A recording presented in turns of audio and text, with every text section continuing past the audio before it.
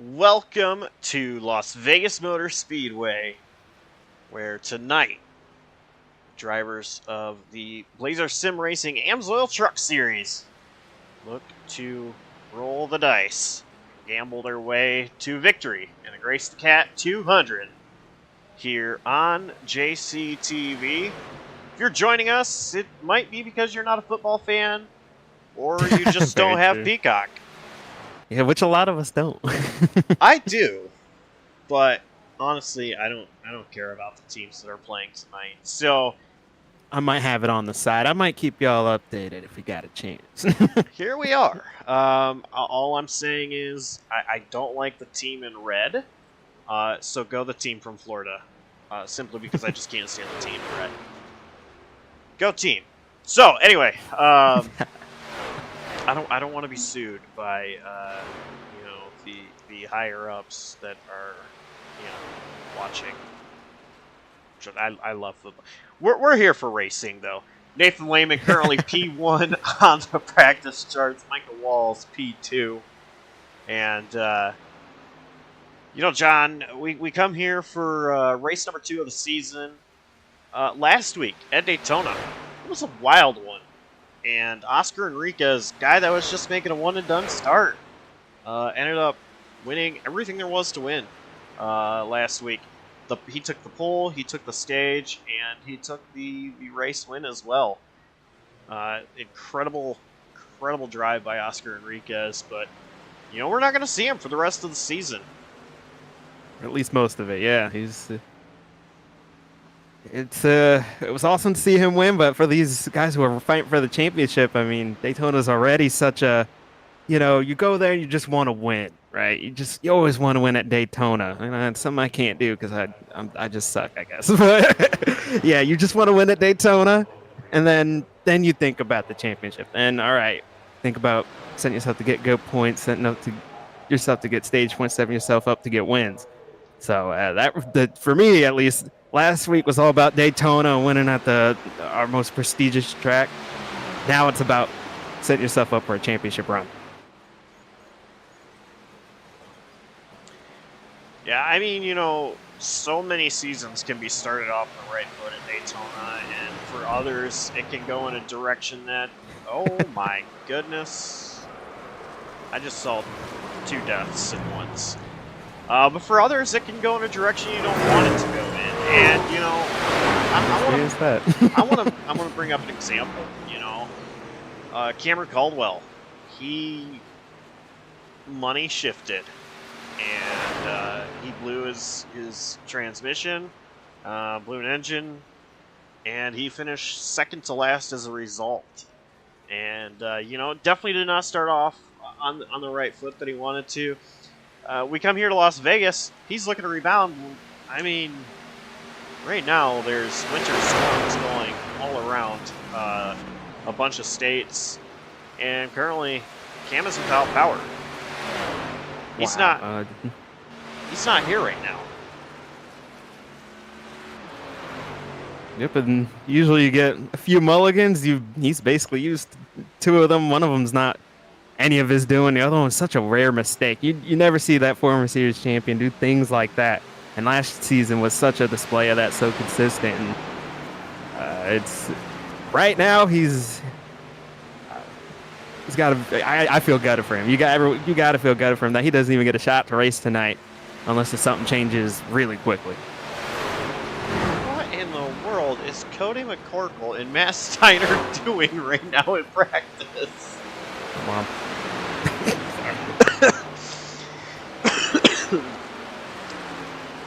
Those two just having some fun, pushing each other around the track. But, so yeah, we're here, just less than 5 minutes left in practice. I think one of the biggest storylines to watch out for tonight is this man right here, if I can get a good camera shot of him. Unfortunately, the camera backs there in the pits are terrible. There he is. Driver the number 31. That is Brayton Laster. If you do not know who Brayton Laster is, He's someone that has been racing on a couple of other JCTV series before. Um, but Ray Laster is an ARCA driver as well and will be racing at the ARCA Daytona race here next month. So that's pretty cool. He's also made a NASCAR Truck Series start. Ray Laster, um, some of his cooler side of things, in my opinion, he's commentated with me on JCTV. He's won a race on JCTV before. He's always in contention with super speedways. It's going to be my first time seeing him race on iRacing and not a super speedway. Currently 13th in practice right now.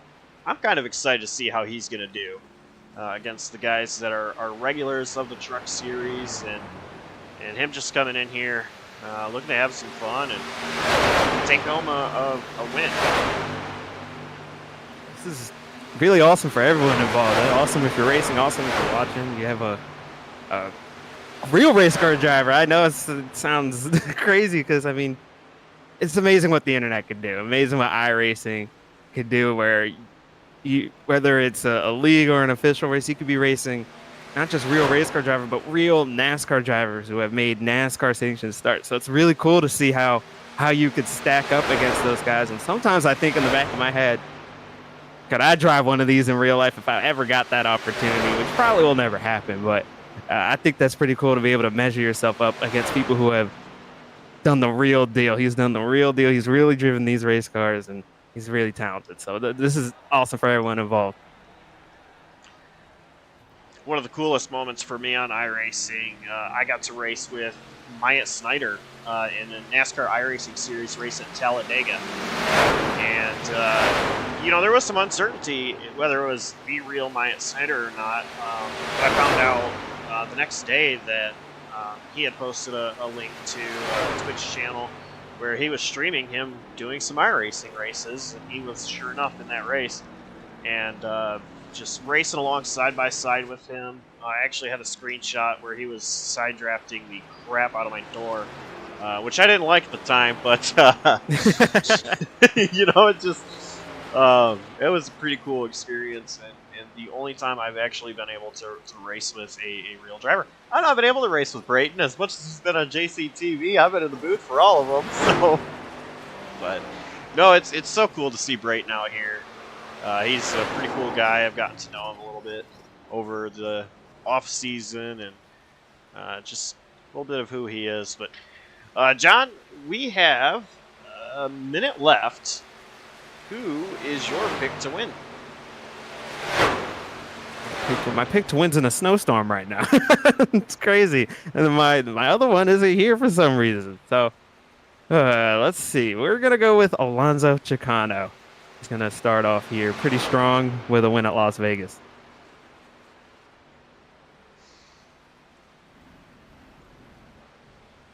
I am going to go with... I'm about to get a whole lot of flack for this, too.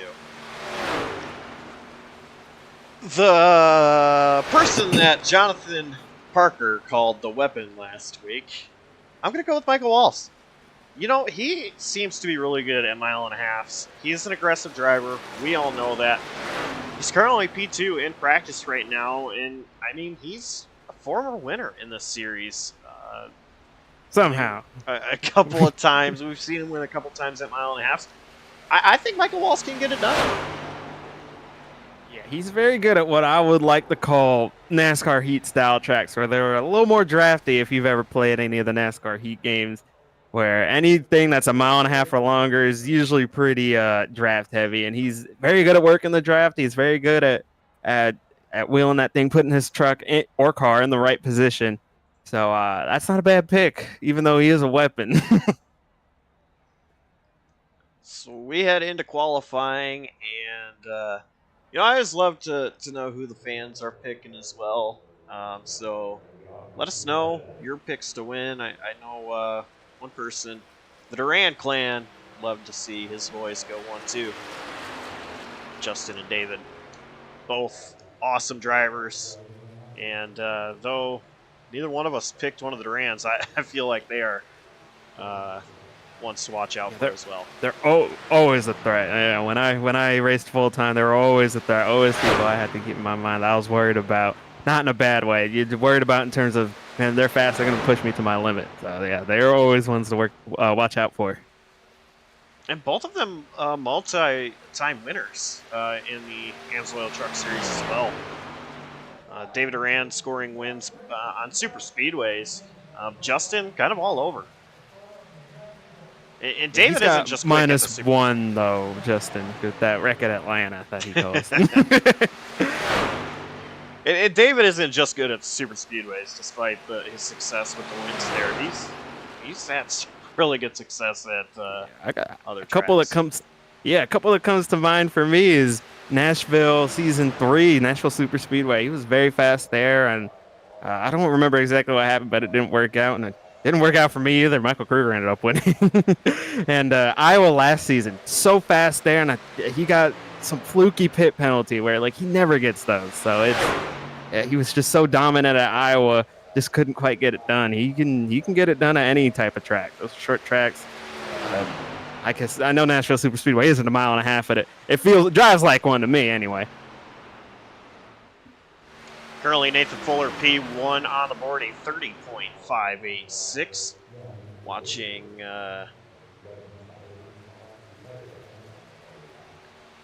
Alonso Chicano.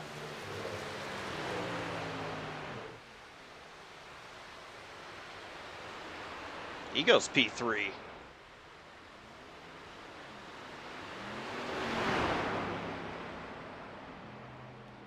It was just so amazing how close these lap times are. We talk about how it's going to be a drafting style race, and which means it's mostly full throttle or completely full throttle in qualifying, and you could see that on the timing charts.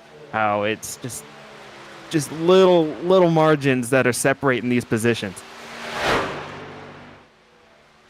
Michael Walls crosses the line to start his qualifying lap, and round the bottom, 1 and 2.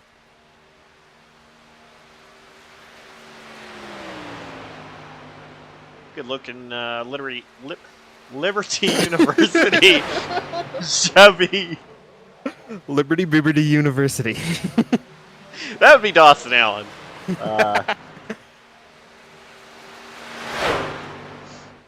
P14 for Michael Walls after lap 1, a 30.687.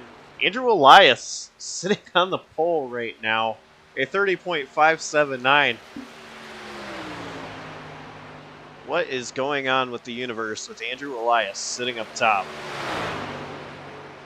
Put up a great lap. Michael Walls coming across the line. Does improve a little bit. 635 P4. It's funny, I said a little bit. That jumped him up 10, 11 spots. You know, it's funny that we pointed out he ran bottom both laps. If I know that I can't get the speed up on the first lap at a track like this, I'll run the high side on my first lap like a super speedway. So it's kind of interesting that he ran bottom both laps. Braden Laster out there, P28 after lap 1. If you want your pizza delivered to you fast, Braden Laster's the man to call. He is pizza man after all. Coming off turn 4. It's going to be P16, 30.673. And Tristan Maher is not qualifying right now. He's already taken both his laps, so that's going to do it for qualifying. Andrew Elias, have you ever... No, I've never until now. Congrats to Andrew Elias on that pole. And let's go ahead and take a look at our starting grid. And as mentioned, Andrew Elias on the pole. Nathan Fuller will start P2. Justin Rand will take 3rd, and Amir Bascone starting in 4th. Michael Walls, my pick to win, starting in 5th. Your pick to win, Alonso Chicano, in 6th. Starting 7th is going to be Alex Kerfan with Nathan Lehman in 8th. Row 5 sees Jonathan Jurgensmeyer, Dominic Lee, 9th and 10th. And go ahead. Starting 11th is Josh Arnold. Starting 12th will be Jamie Wright. 13th, we got Brett Bennett. 14th, we got Dawson Allen. 15th, we got Ryan Bogey. 16th is Brayton Laster. 17th is Tyler Wallamone. 18th is William Kemp. 19th is Tristan Maher. And rounding out your top 20 is Corey Cook. 21st, going to go to Matt Steiner. Jacob Locklear, 22nd. 23rd, Michael White. Adam Kuhn, 24th. 25th, David Rand. Zachary Wareham, 26th. 27th, Jonathan Canfield. Harold Tucker, 28th. 29th, going to be Cody McCorkle and Christopher Melton in 30th. Brandon Hinton is going to start 31st. Shane O'Neill starting 32nd. Dakota Knoll starting 33rd. And rounding out your field is Pete Dillon in number 63 Ford F-Series truck. 34 drivers make up tonight's Grace the Cat 200 at Las Vegas.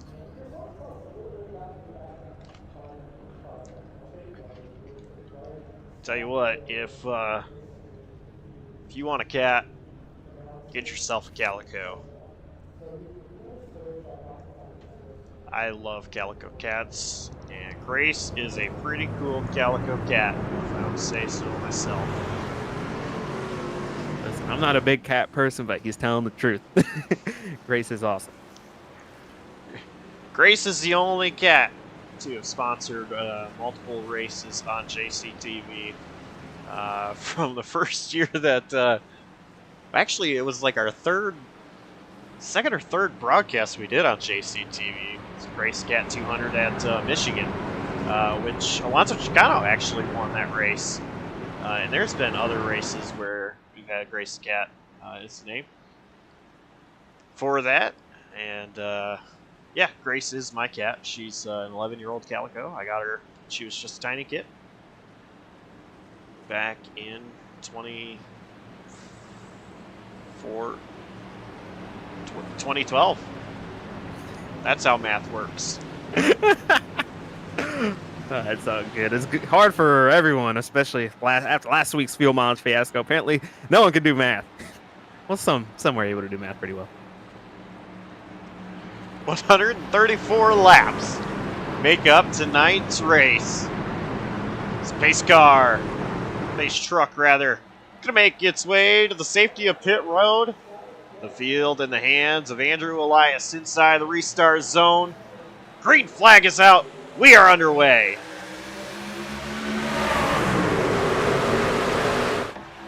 Oh, what contact! I was about to say, Nathan Fuller did get a pretty good jump, but he doesn't have the push really behind him. He's not going to be able to stay alongside Andrew Elias for long.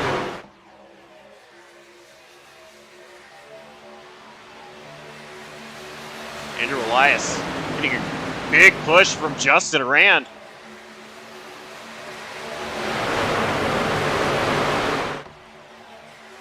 Right now the tires are very cold, but everybody makes it through on lap 1. Justin Rand looking to the outside, not quite there to make a move, but here comes Nathan Fuller trying to get something to happen. He's currently on the outside of Michael Walls for third.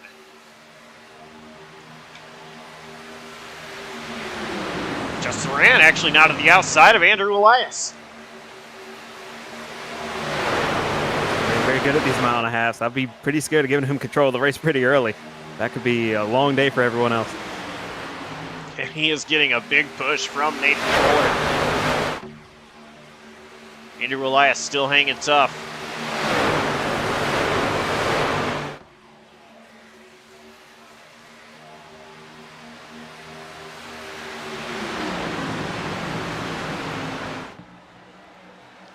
Still side by side. I'm impressed.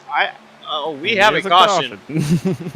It is going to be the number 98 of Zachary Wareham, maybe.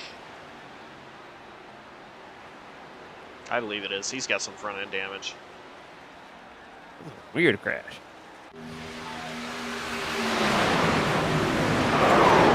Oh, was Corey Cook and Matt Steiner.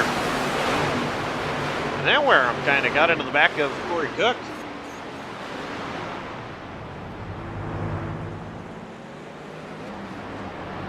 That was weird. I don't know if Matt Steiner didn't know there was someone out there or what happened there. That was such a weird accident, really. Where you wouldn't really expect that. But I think Matt Steiner just didn't either thought he was clear or just didn't hear his spotter. And then Zachary Wareham got involved in it.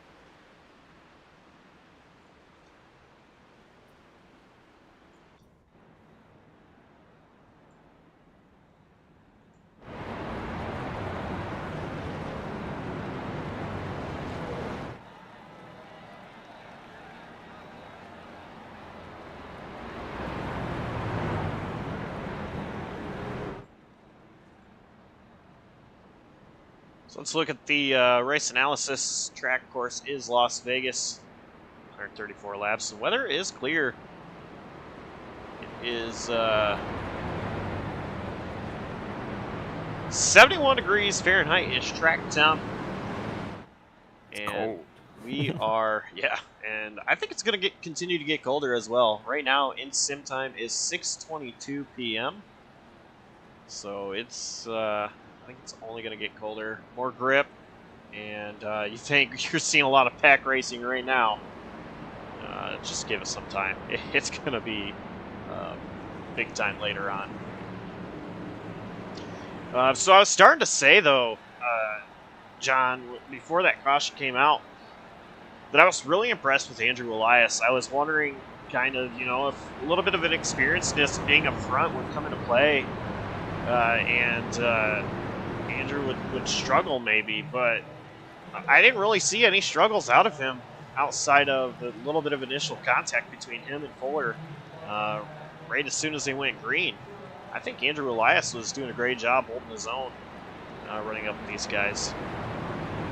Yeah, did a very good job those first few laps. Just kind of, it looked like he was really minding his P's and Q's, just taking care of his stuff. You know, and you can't really win it on lap one, which is usually if you're not up front, usually that's a pretty big problem. You think you can win at lap one, turn one, get the lead, I'll win the race, when usually that ends up pretty bad. So he's doing a very good job just minding his P's and Q's right now. Yeah, you don't have to lead every lap. You know, the only lap that matters is lap 134. And, you know, so Andrew Elias, you know, of course he wants to be up front, you know. Everybody wants to be up front. But Andrew Elias doing a great job. It's going to be P2, and of course the choose cone is in effect for this league, so we'll see, you know, where Andrew lines up. I imagine he's going to take the front row. I would be shocked if he followed Justin and allowed Nathan Fuller to take the front row. Yeah, usually if I'm in second, I have such a hard time taking right behind the leader. I've done it a few times, like at Martinsville, where you just have to pick that inside line behind the leader, basically. But man, I have such a hard time doing that. Apparently Andrew doesn't. I was gonna say, well, and Fuller actually took the bottom as well, so it's Michael Wall's gonna be up front on the front row, going from fourth to second here. I see this happen all the time with Michael Walls. He just picks a shorter line, and he feels like he goes from last to first every single time. You know, it was Phoenix last season. 42 truck was just so fast. Not the one that's driving the 42 right now, a different driver. But he was so fast. And choose cone helped him get up to the front as well as some strategy. And the 42 ended up finishing fourth. Driver's name was Joshua Copernell. And the guy that won that race, Jonathan Parker. I don't know how that happened. Usually when you start from the back, bad things happen. But oh, yeah, you did a great job. And I got spun. I got turned. Oh, goodness. Dang Cameron Caldwell. Base truck is coming in. Justin Rand lining up on the bottom. Inside the restart zone. Green flag back out. Andrew Elias caught sleeping maybe a little bit. Michael Walls wanted to go down, but this run kind of stalled. Yeah, it looked like he was almost clear, and that side drive got him, I guess, and that's going to cost him a spot or two. Let's put Andrew Elias back in the second position. Dave Fuller right there behind in third, and Nathan Lehman. He is looking to try to mix his name up in here.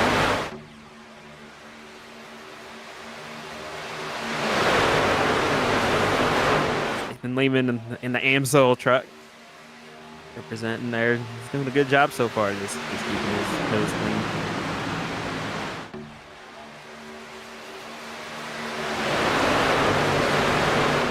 Nathan Lehman is coming on as a part-time driver. Raced last week, racing this week. Had a really good showing at Daytona.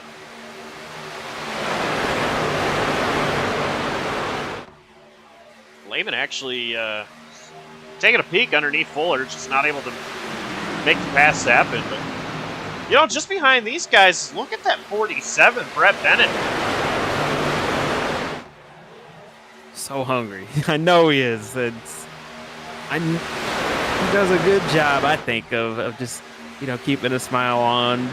But I know it's killing he hasn't gotten bigger yet. He's been so close so many times. It's just making him better. It's making him hungry.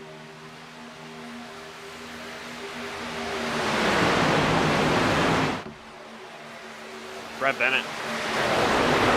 He is very hungry. He wants to win. He talks about all the races he, could have won. And for the most part, as a race car driver, those races haunt you. The ones that you could have won, rather think about those more than the races that you do win. Of course, he hasn't won any to think about them, but I'll get back to that topic in a moment as we have a battle for the lead as Nathan Fuller underneath Justin Rand. Would actually make that both the Nathans under Justin Rand. Slayton pushing Fuller. A little alliance going on there.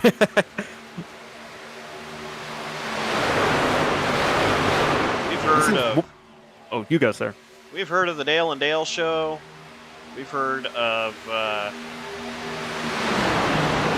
just ton of different drivers sharing the same name in NASCAR, duking it out. Here, BSR, we got Nathan and Nathan show. What we say is just, the last time we came here, it didn't feel as drafty. It wasn't quite like this, and I don't know. Obviously, it was a completely different build of the game, but this is looks a lot like last week, doesn't it? Just maybe a crack off the throttle. You lift them just a slight bit, but they're trained up just like last week. Yeah, are we sure we're not at Atlanta Super Speedway? It sure does feel like it. Like I said, 6:30 in sim. 72 degrees Fahrenheit-ish track temp right now. And these guys, I mean, they are just nose to tail, several rows deep. And we just had one grid truck get loose. I think it might have been Dakota Knoll. Of course, he is still going straight.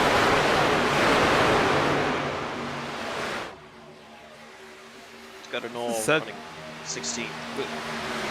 And it's gridded up like this. It's really tough to make passes, believe it or not. You'd think, if it's drafty like this, you can get runs and make moves, but it is really hard. You're kind of just in gridlock, and you just got to sit there and conserve your tires and hope it strings out a little bit more. But this first stage is pretty short, so you don't really have a lot of time, especially with the caution. Just sit in line and save. You kind of have to be on attack and try to make moves whenever someone slips up. Yeah, and of course, you mentioned it, the stage is pretty short. We will have a stage caution, so these guys know, there will at least be one more caution. These guys, of course, with that stage, they want to get every position they can, but where do you go? I mean, you look at Michael Walls, he's been going down to the apron for several laps, but just not able to keep it down there. He's being really aggressive, like you said, using that apron, trying to get underneath, and that hasn't really worked. It's almost like he needs one more person to go down there with him to give him maybe just a little push, and so that he can get underneath someone.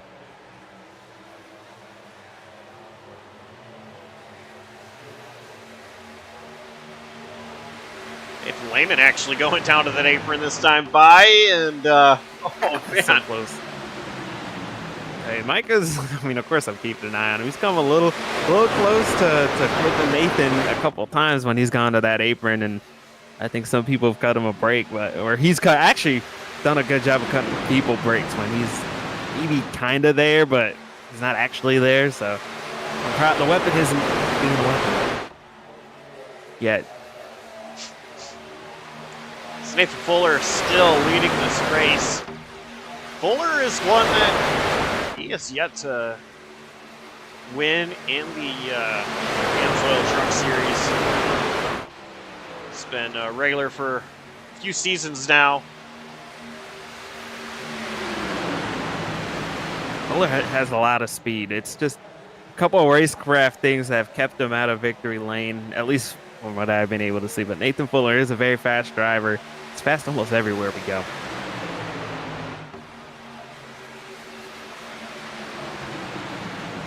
Still just side by side between Lehman and Durant.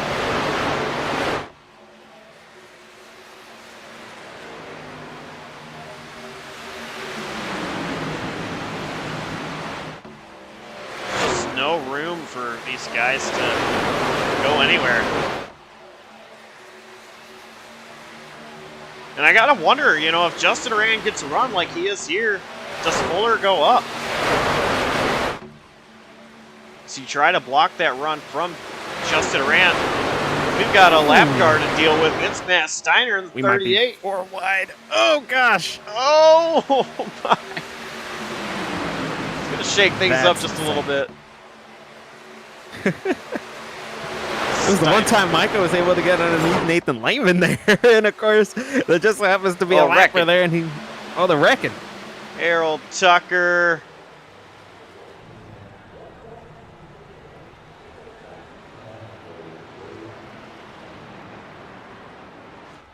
Dominic Lee.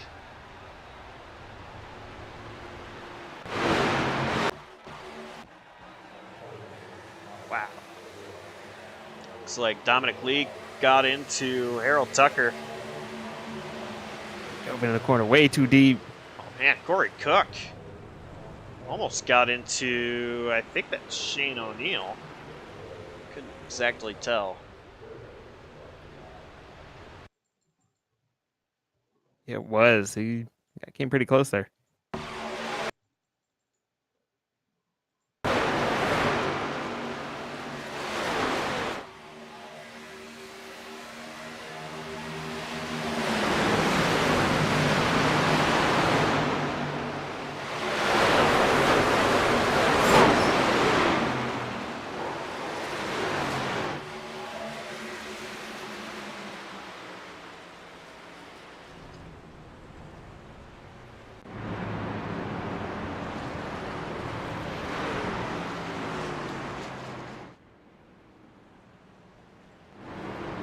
So pit road is a little busy. Yeah, this is such a tough spot to be in because tires do matter a little bit.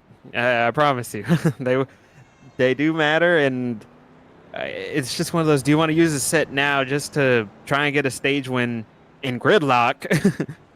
And can you even get there? Because usually, when you have old tires and new tires, someone on new tires does the closing rates just don't match up, and then you're running the back of someone, And then we got another caution to the point where it's like, well, you took your set of tires and you're going to be at a disadvantage by the start of the final stage. But it just depends on how much you really want those stage points and where you're running, what you should do.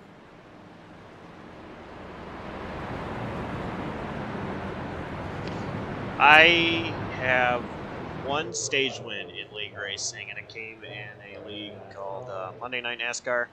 It was an Xfinity Series league. It was at Homestead, and I pit. It was in a really good position, but I won the stage later in the race. Everything was looking really good in my favor, and then we had a caution. Everybody came down pit road, and I couldn't because I didn't have the tires, and I ended up finishing in the back as a result.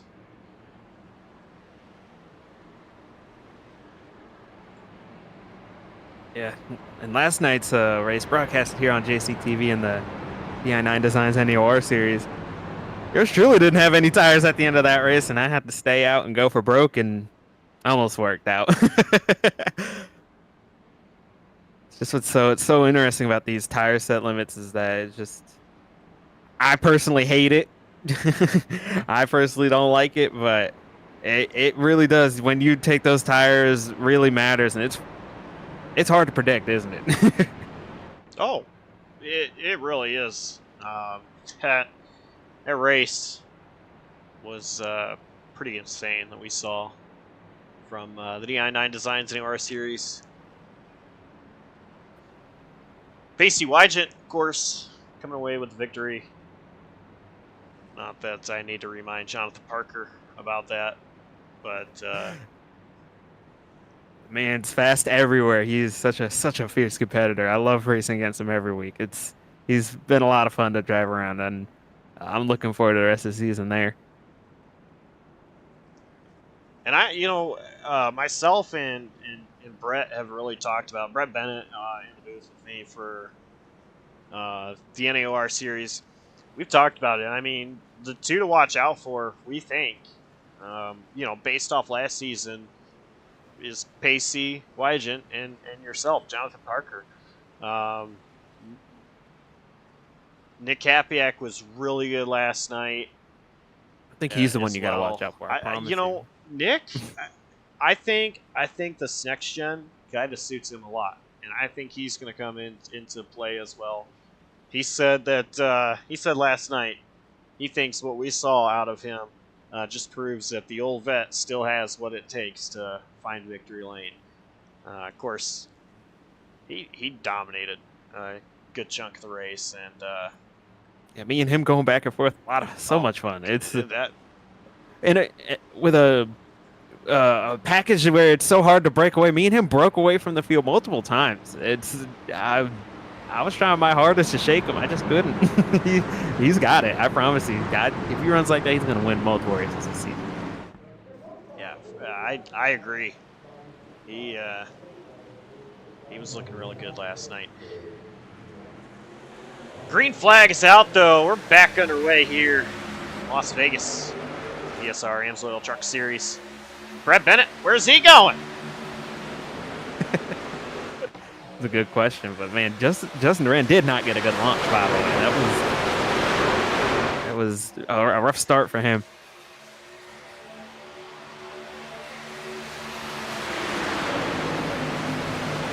For Bennett and Michael Walsh trying to clear Justin Duran.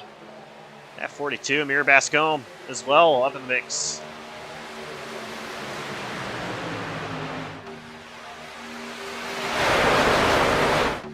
Nathan, and Brett. For Bennett, look at the high side. He looks really determined right now. Oh my goodness. Oh, Lehman underneath Fuller.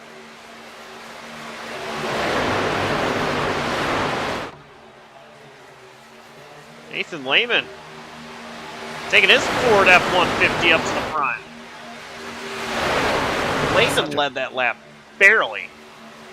It's such a great job to get underneath Nathan Fuller there, and I think he's going to drag the Mississippi Missile right with him.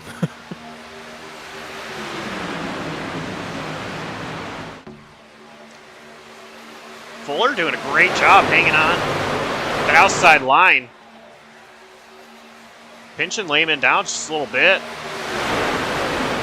That's one thing about being on that outside. You can really just dictate. You can tell basically the bottom line to lift a wreck. He's pinching pretty good. He's not really pinching that aggressively, but he's keeping that momentum up. It's one of the worst things about being on the bottom. Sure, that's an etiquette thing that not a lot of people like, especially if you don't race a lot, that you don't really understand is that usually if you're pinching that guy on the bottom, that guy on the bottom wrecks you. That's all on the car that did the pinching. It's not on the car on the bottom, because not just racetrack wise how much space you have, aero wise, especially with the trucks, how much that does to your truck. The truck on the bottom there doesn't have a lot of grip when they're getting pinched, so it makes it really hard for them to hold on to their truck. Fuller had a big push from Brett Bennett. That is going to put Fuller clear of Lehman. Fuller blocking the high line. I mentioned it a little bit ago, if that outside line got the momentum, he can go to the outside and block. Well, I think right here is kind of the answer to my question from earlier. That outside line has a ton of momentum. Look at Brett Bennett going to the inside of Fuller. He doesn't want to stay in line. He wants to make a move for this stage win. It is at the end of lap 34 as we are coming to 2 laps to go on the stage. Fuller, oh man, by a hair. Brett Bennett still trying. He's to the inside of Fuller.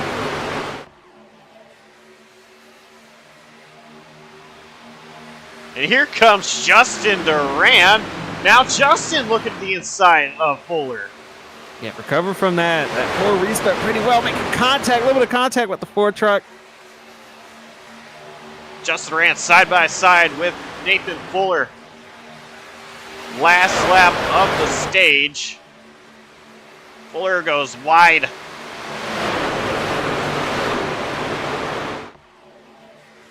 Alonso Chicano. Wow, what a move! 3 wide for the race lead at Las Vegas. Here comes Alonso Chicano. Alonso going to clear Justin Duran. He's going to slide, trying to get in front of Fuller. Oh, he cleared him. He did it. Fuller down on Justin.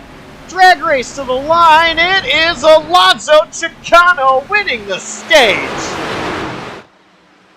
Wow. I think Justin Duran threw the grass, finished third in that stage, by the way. Yes. Chicano, Fuller, Justin Duran, Walls, Bennett, Lehman, Wright, Bascombe, Cook, and Jurgensmeyer. The top 10 in the stage.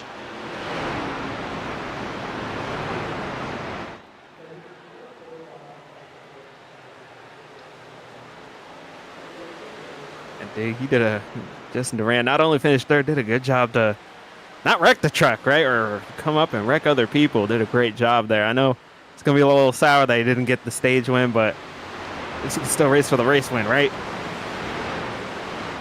Yeah, he protected the truck, and he still is in it. That's what matters.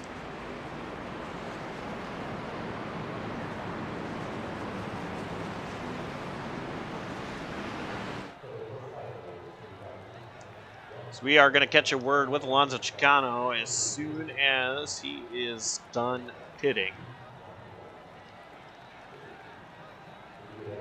Want to allow him the opportunity to focus on getting into the box out without any issues.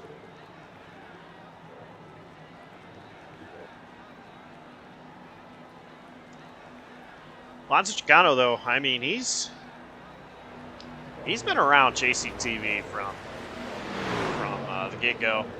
He had the most wins on JCTV for a very long time until Jonathan Parker decided to win every single race. And Nathan Lehman and Amir Bascombe issues getting into their pit boxes.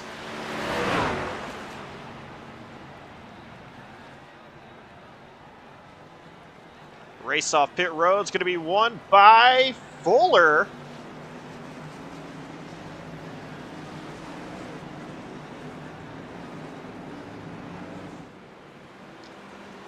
Let's go ahead and bring in our stage winner.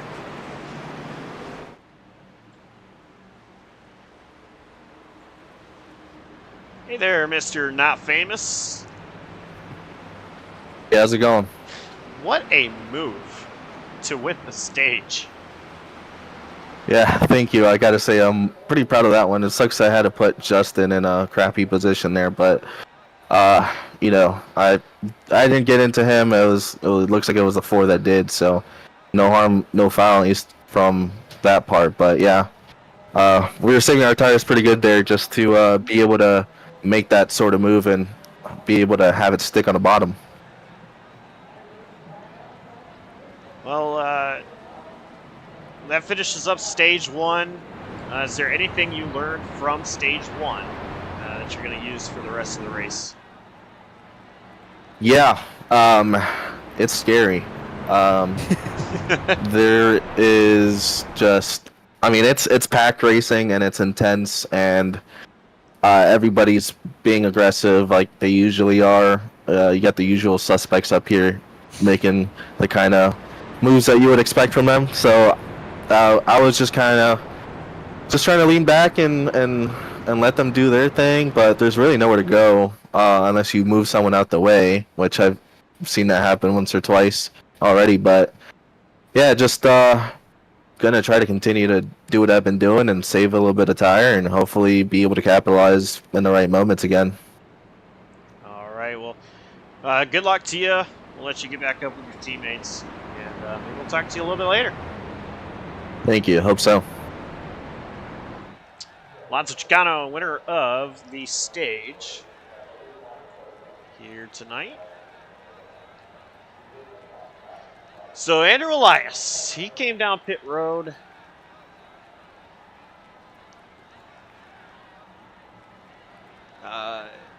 At the latest caution before this one.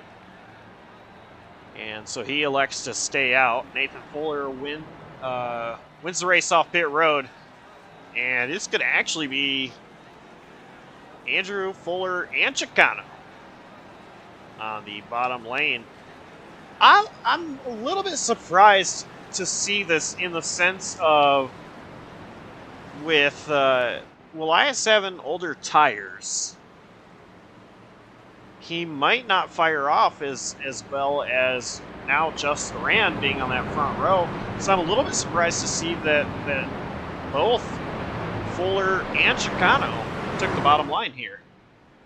Yeah, that is very interesting, and like you said, Josh, we're gonna see how much these tires matter. How much, you know, he doesn't have too many laps on his tires, but it's enough to make a difference, at least at most other tracks on the sim. So we're gonna see how much it's gonna affect us tonight with the cooler track temps that we've got. They're just coming down. It is 70 degrees Fahrenheit is the track temp.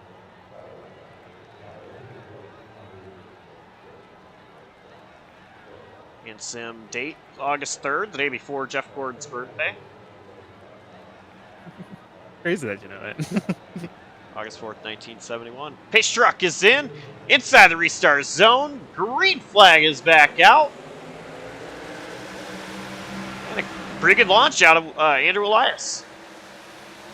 He's able to clear, go up to the top, block Justin Duran.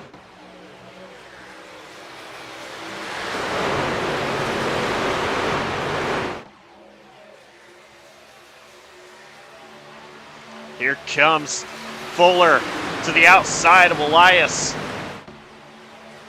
Justin Duran pushing Fuller. And Brett Bennett right behind Justin Duran.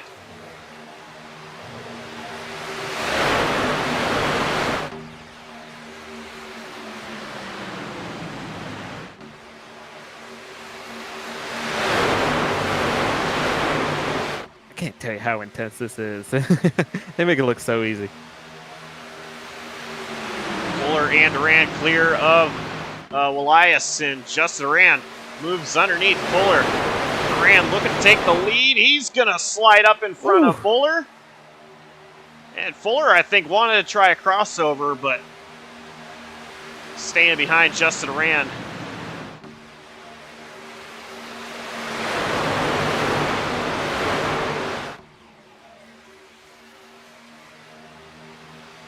It's sticking pretty tough right now. I can tell it's hurting a little bit that he doesn't have the freshest tires, but he's doing pretty good right now.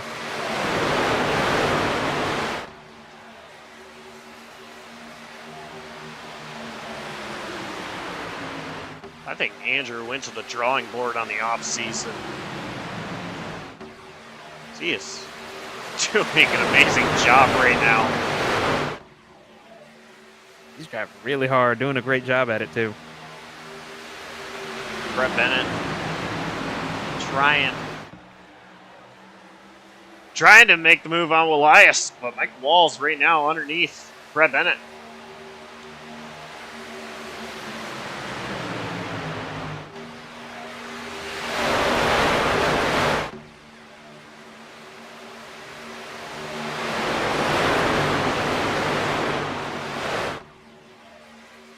Michael Walls has cleared Bennett. Now it is Corey Cook side by side with Brett.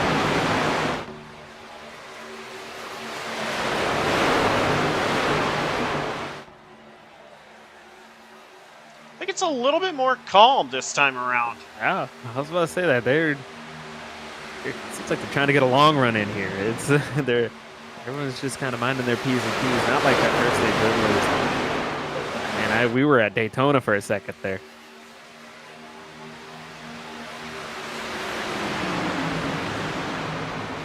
We're still at Daytona. We're just at the point where they go single file, riding the line for several laps, trying not to wreck.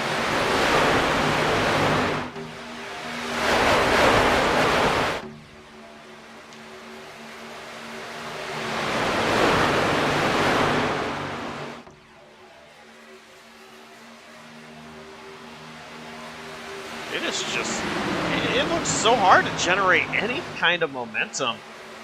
See here, I mean, Michael Walls has stayed ahead of Brett Bennett. Yeah. And he's just... I was not very happy about that. I don't know if you heard that on the radio. I did not. I haven't turned off as a producer for a reason. I usually have it turned off, actually, because it distracts me, but I have it low enough where I can hear it. So, yeah, he wasn't very happy about that one.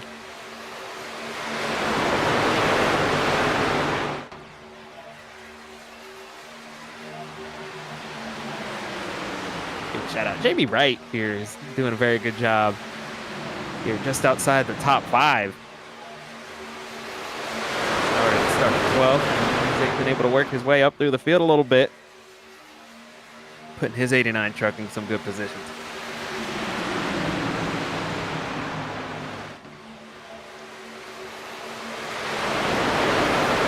You can see that he is having himself a good race so far.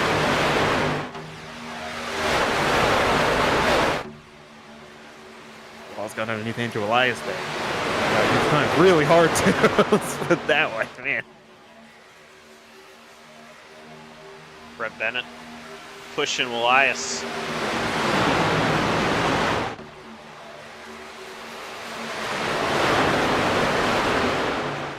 Oh, they're 3 wide! Around goes Michael Walls into Brett Bennett.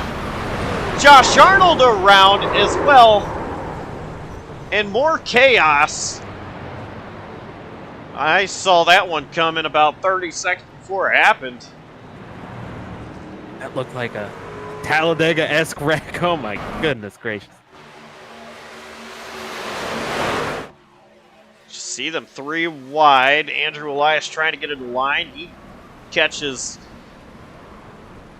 the 7 of Michael Walls, who then gets the 47 of Brett Bennett, and then everybody else piled in. Yeah, that was a big one, wasn't it?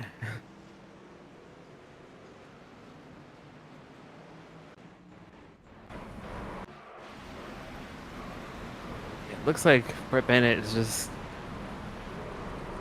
It looks like he's trying to go for a gap. Now, I'm going to be frank, just kind of wasn't there. It's just not the time and the place to do that.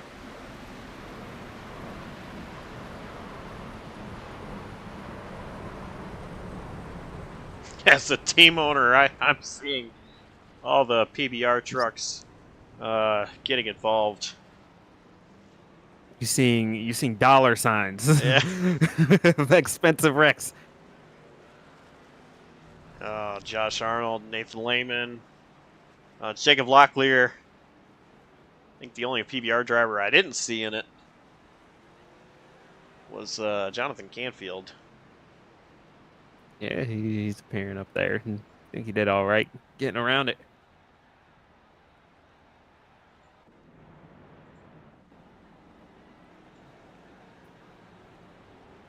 Some trucks went through the grass though, where that Alonso Chicano was one of those.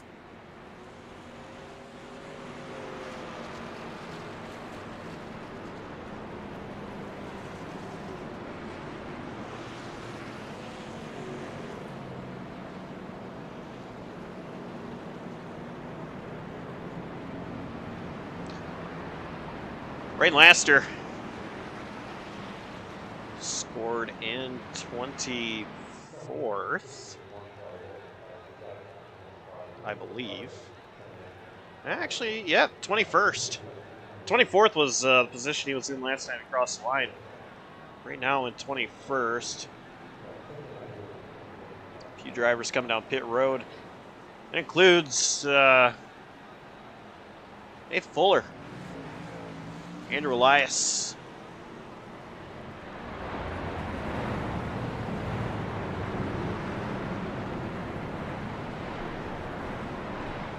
so Justin Arand, Jamie Wright, Cody McCorkle, Jacob Locklear, and Jonathan Jurgensmeyer.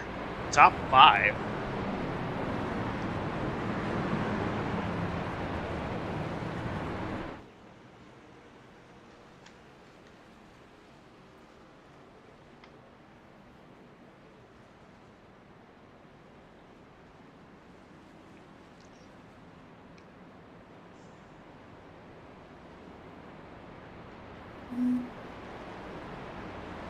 And my pick to win, Micah Walls. He's still in it somehow. That was a pretty hard lick. How does this truck look so clean? Didn't he just hit everything? What the heck just happened?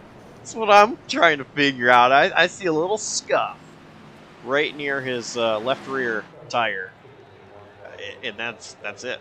That's the scuff I see on his truck. Which, that will hurt a little bit. We're gonna be fair. It'll hurt a little bit, but that, especially at a track like this, but yeah, he's still in it somehow, some way.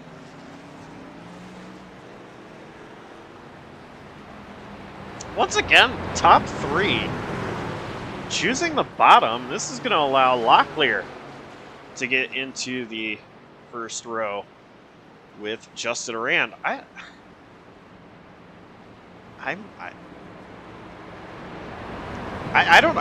not out there racing, so and I honestly don't even have a sim rig put together right now.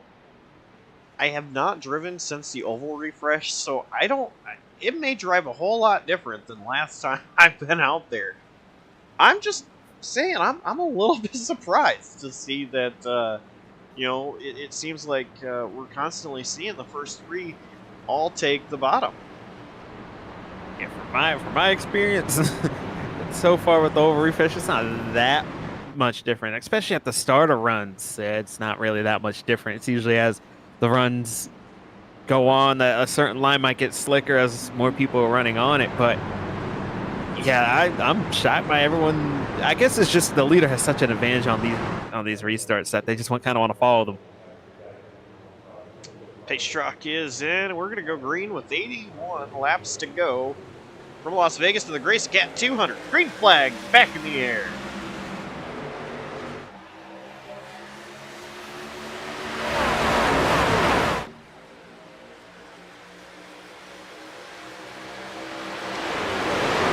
Set. really get going. There wasn't a lot of lines that got going, I don't think. Just Duran. This is the biggest lead we've seen all day already. Merkel in third, and how about Alex Kerfan? He's up here in fourth. Good to see he wasn't in that wreck, because if it was last season, he definitely would have been caught up in that with his truck. So good to see him with a clean truck right now.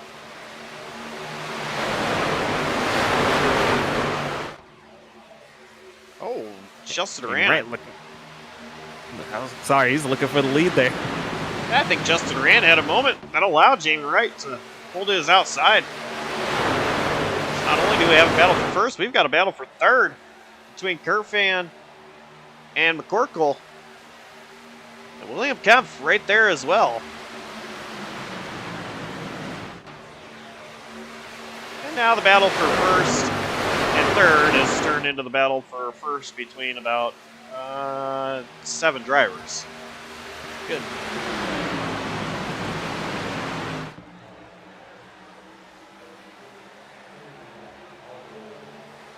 I'm bogey in the 21. Oh, crash in the back, Oh. 84, Locklear.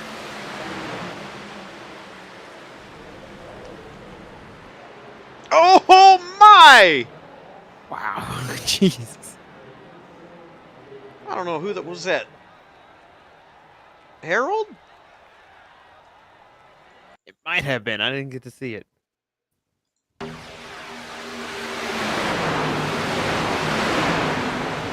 to Knoll behind Locklear. Adam Kuhn got Contact. involved in that. Locklear got into Adam Kuhn. Wow.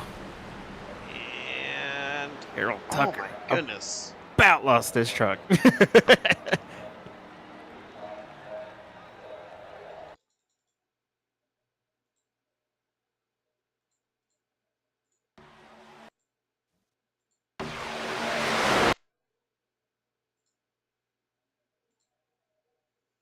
All I know is that could have been a whole lot worse. Right on board with Harold Tucker. I need to get back to this one.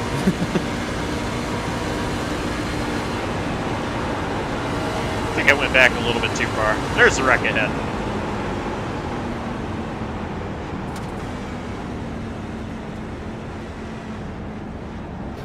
Oh my goodness.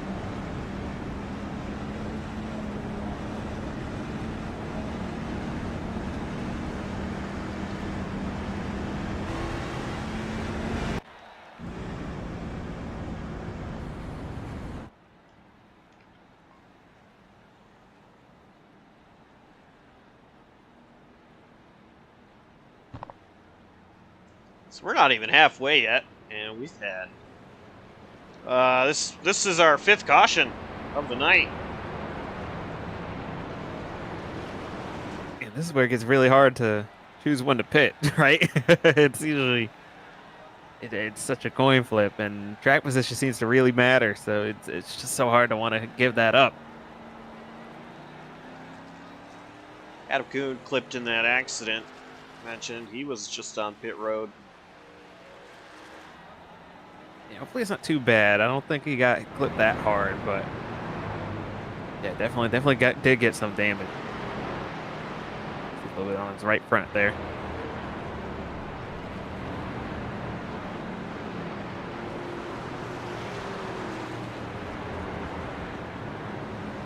Let's go ahead and bring in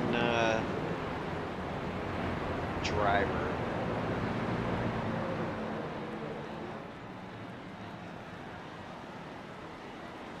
Hey, Cornfield, you got a copy? I do. Inside joke. You told me earlier that we could bring you in whenever, whether it was green flag or not. So I was like, you know what? We'll make you our race reporter just for that.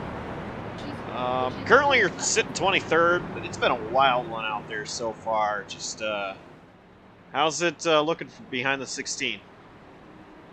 It's been really difficult to get this draft model to really close up to guys, especially I've been trying to work the outside because it plays to the handling a lot better. But just trying to work with the Piston Broke Racing teammates in Jacob Locklear, Josh Arnold, and Nathan Lehman. We've done a good job communicating and working together on pit strategy. But yeah, just hoping we can bring it home here, and got a lot of racing left to go. But I think the outside's going to be preferred here as we get later into the race and the handling goes away. All right. We'll let you get back up to it, and I'm sure we'll talk to you in a little bit. All right, boys. Thank you. Enjoy the show.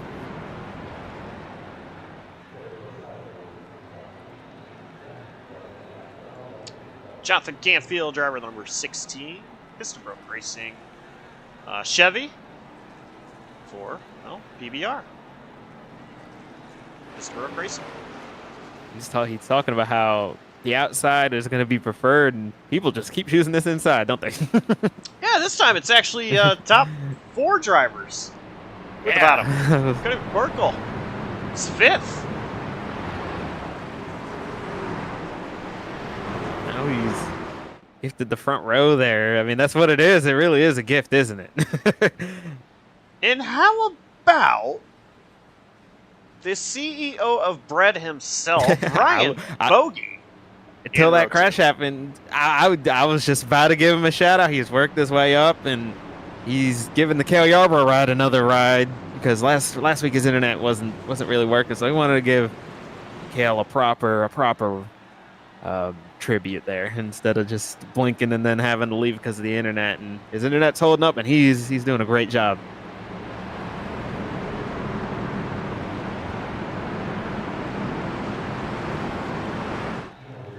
Coming to green, 74 laps to go. Grace the Cat 200. Green flag is out. And the Radius Racing teammates get a pretty good jump there.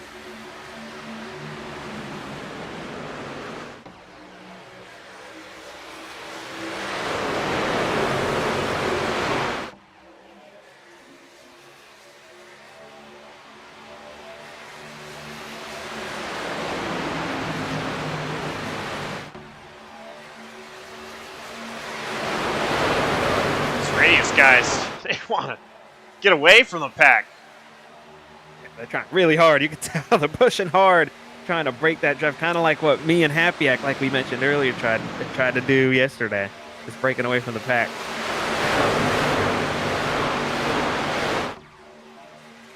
McCorkle and Wright side by side, and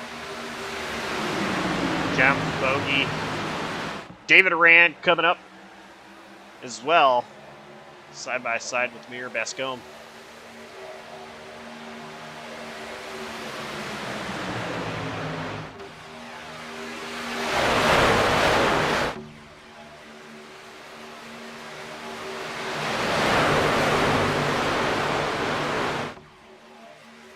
Bascombe, he went pretty high up the track. Tucked back into line in front of Fuller.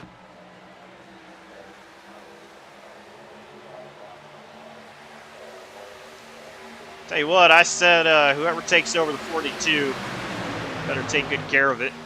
Bascombe, he's been up front. Good, well, that is commentator's jinx. Yeah. If I have ever done so before. I am sorry, Amir. I am sorry to the 42. We were giving you props, and it was your fault, and you did it. And that's going to be on Twitter tonight. Oh, man.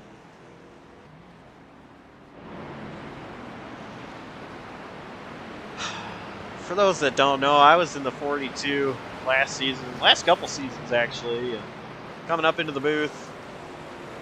And I did mention whoever takes over that 42 better take good care of it.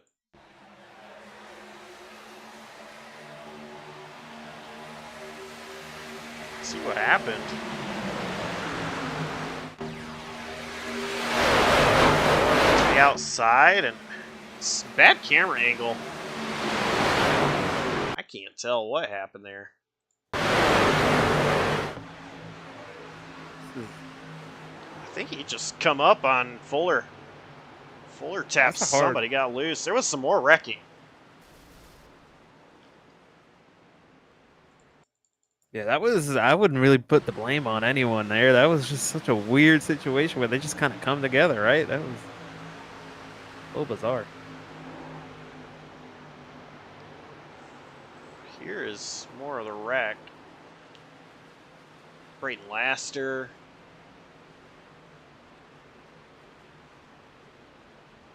Dawson Allen.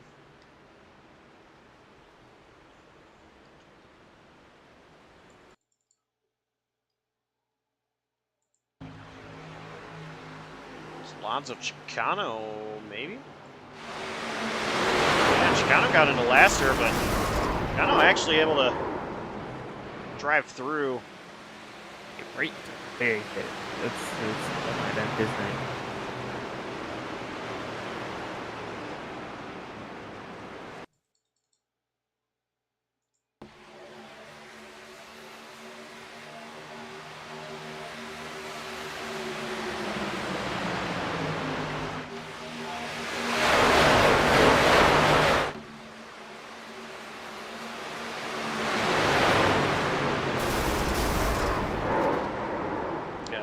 Pretty hard hit for Laster and Dawson Allen.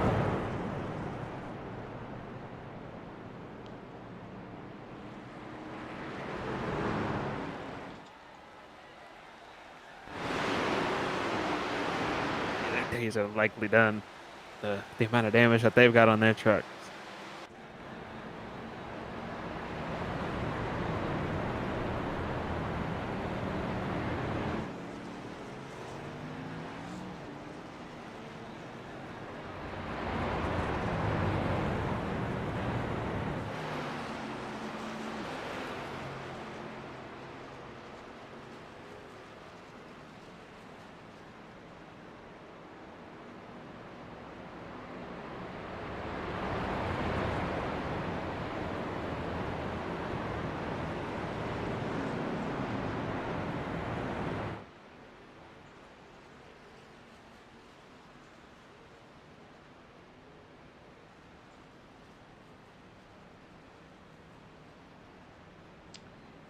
So Justin Rand, still the race leader for Alex Kerfan, Jamie Wright, Cody McCorkle, Ryan Bogey, David Rand, Jonathan Jurgensmeyer, Alonso Chicano, Andrew Elias, and Corey Cook, top 10.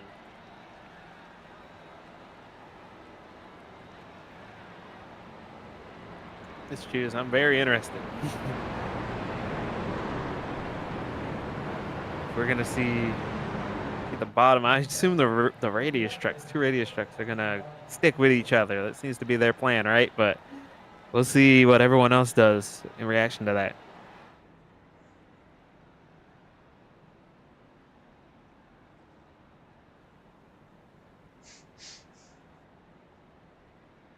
And it appears that McCorkle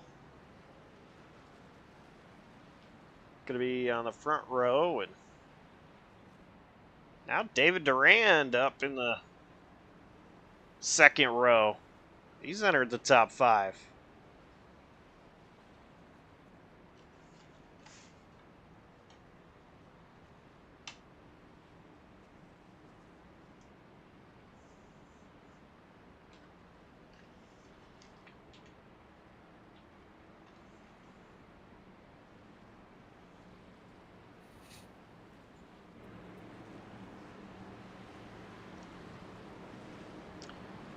Adam Kuhn back there in 10th. Yeah, not long ago he was involved in one of these wrecks that we've had, and had a little bit of right front damage, but you know, everyone choosing the bottom, I guess, helped him out right there, right? He's moving right up. He ain't that far away from the front.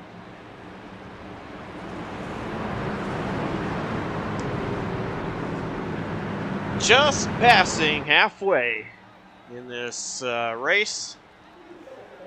So we are going to go green. And inside the restart zone, green flag back out. Great jump from Justin.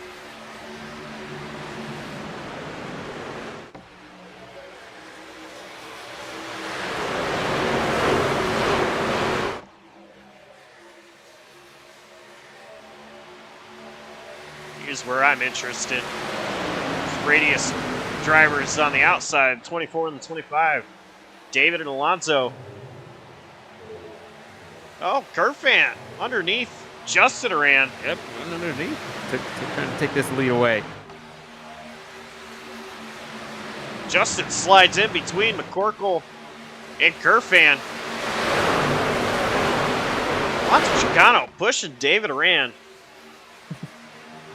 Looks like a two-car tandem. It really does. Like, what is going on right now? They're not really touching, but I mean, those two are just, they got it moving. They're doing a really good job on that high side. Jamie Wright wants a piece. He wants to hitch onto that train. David Duran. He is to the right rear of Kerfan. Well, he was. A little bit of movement. Chicano not on the back tailgate of David anymore. The Duran brothers side by side for second place. David did not have a good qualifying round, but he is putting that to bed. He's got his track position. He's up front, ready to battle for this win.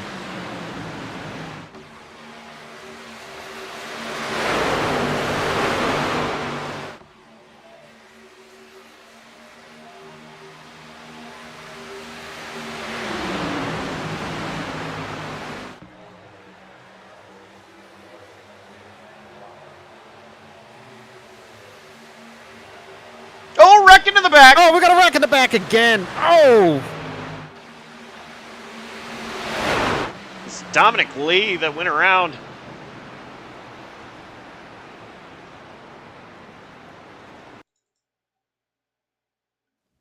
Our own Jonathan Canfield was involved in it. Oh, Canfield went up the track and Popped the apron. Oh, that got Tristan Maher. That was a pretty hard hit for Tristan. I haven't really said his name tonight. I'm shocked that he wasn't closer towards the front. You know how fast he was last season. He's involved in that. Hard getting used to him being the number 3, using the number 69 last year.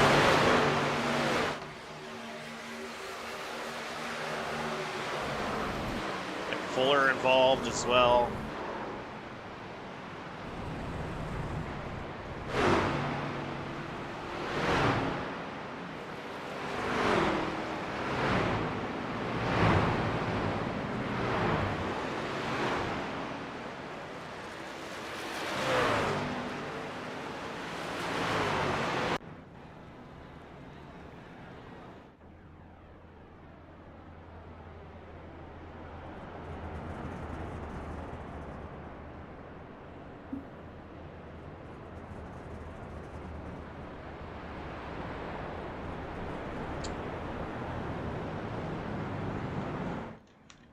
So the pace truck is slowly coming around to get in front of Kerfan and Justin Duran.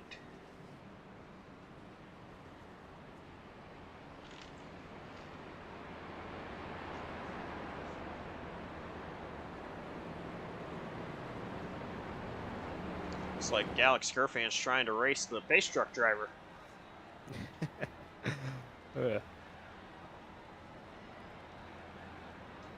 Having a little fun there.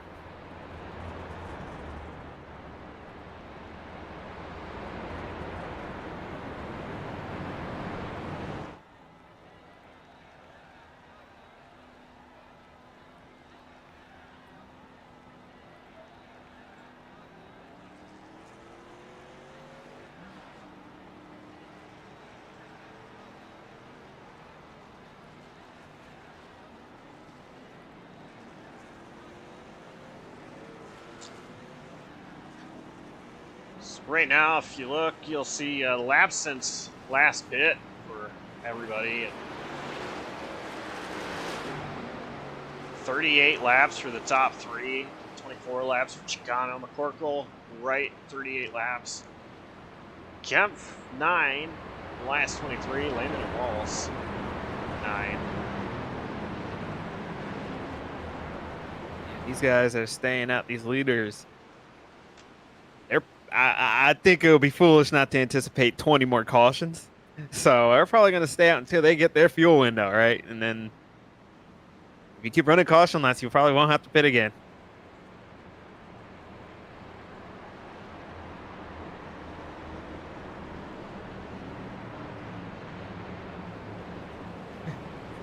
Alex is having a lot of fun with the pace truck.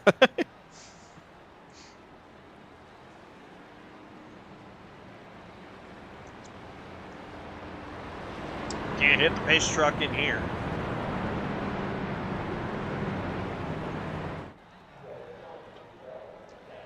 I think Kerfan just wants to pace the field. Yeah, especially he had such a tough season last season. Just so many things that did not go his way. He's due for a win, and this really reminds me of his season 3 Chicagoland win, where he was just up front all day, and man, he drove the wheels off of his Chevy to beat me to the line that day. I pulled out all the stops, and I couldn't beat him. He did such a great job that night. I'm kind of getting that feeling. He's kind of got that swagger. Just it's just something about it. I feel it. He's a pretty cool guy. Got the opportunity to meet Alex Kerfan back in August. Justin Durant as well. He's not as cool. I'm kidding. Justin Durant is a pretty cool guy as well. They're both very awesome guys to hang out with and to race around.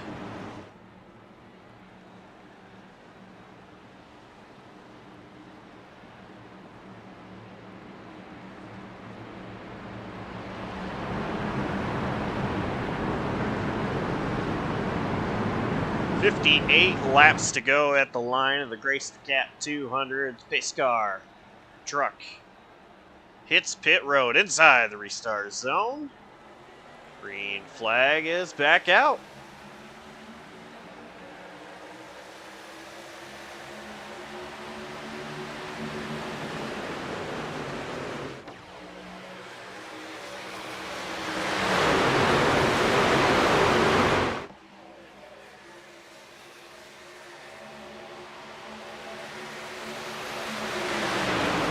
Run by Justin Durant. I don't know how he did that. Yeah, that was a great run, and now all the Radius trucks line up on the bottom. Where you think they're going to stick together, right? We'll see, Justin Durant. Yeah, Justin Durant ahead of Kerfan, ahead of David Durant, ahead of Alonso Chicano. It's Radius. 4 on the bottom. McCorkle, he wants to see someone else other than Radius up here.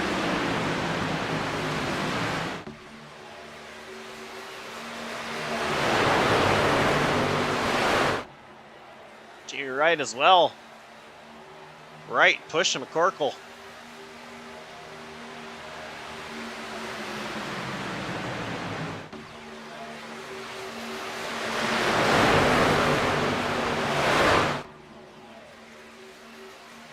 Right backs out of that top line, goes down to the bottom. Alonso Chicano's doing a great job of defending that inside. If you're going to pass him, you're going to have to go high.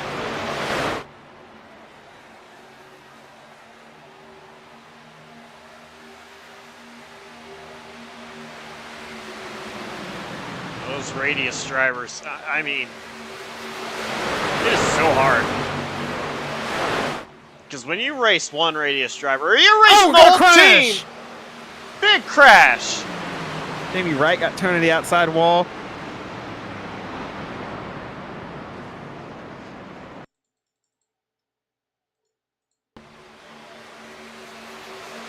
What in the world happened?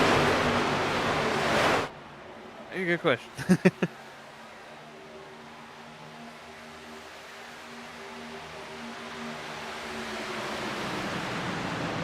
I don't see anything out of the ordinary.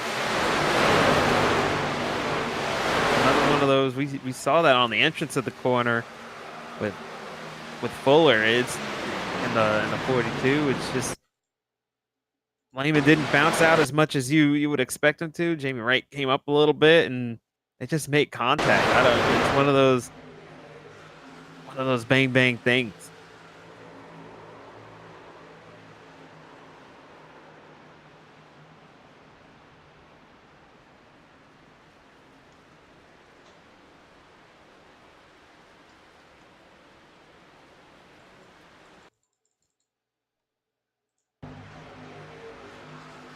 So yeah, it starts with the 33 right in the middle. The 89. Nathan Lehman.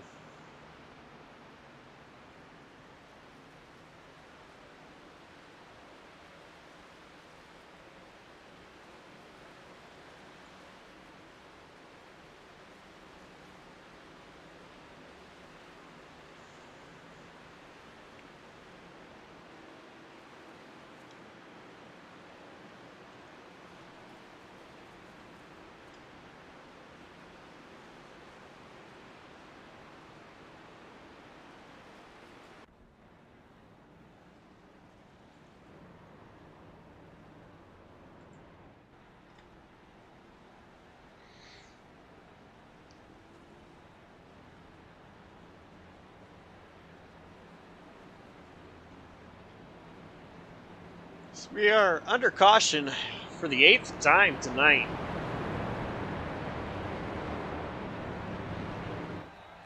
How many more you think we got in us?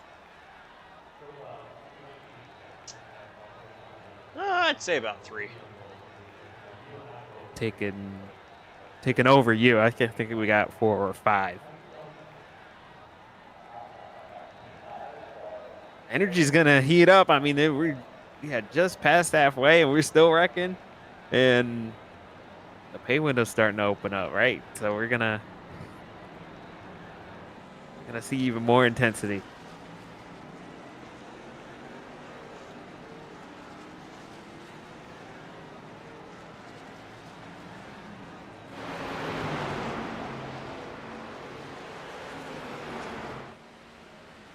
Just want to look at this 42 truck.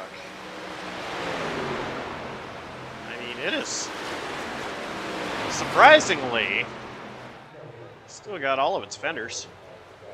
They're not completely destroyed there. I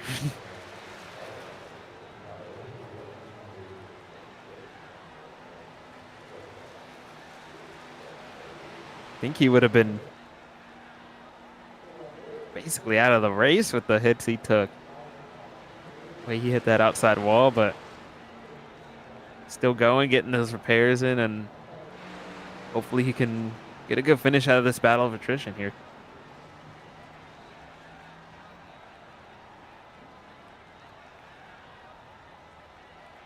Shot his pit box.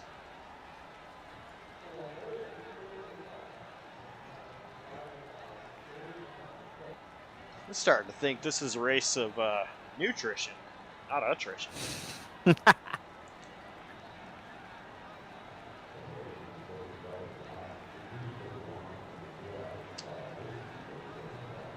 Radius boys still 1, 2, 3, 4. And our picks, John, they're still in it. How's Micah still here? Didn't he wreck? Your pick is now on the front row. Number 25, Alonzo Chicano, and my pick is in row 3 on the outside for 7. Liberty University. So right that time. Michael Walls. Now go ahead, because I can tell you're trying to say something. Oh no, I was just saying Michael Walls is a couple cars behind, and yeah, doesn't look like he has any damage, even though I saw him spinning all over the place. Surprised nothing really hit him. He's a very lucky man.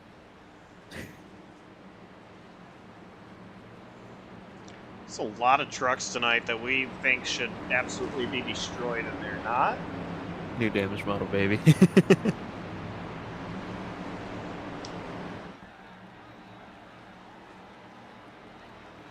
So there's currently 51 laps to go. We're going to have 50 when we take the green flag. I'm saying 3 more cautions. You're saying 4 or 5, so we'll make a friendly bet on that.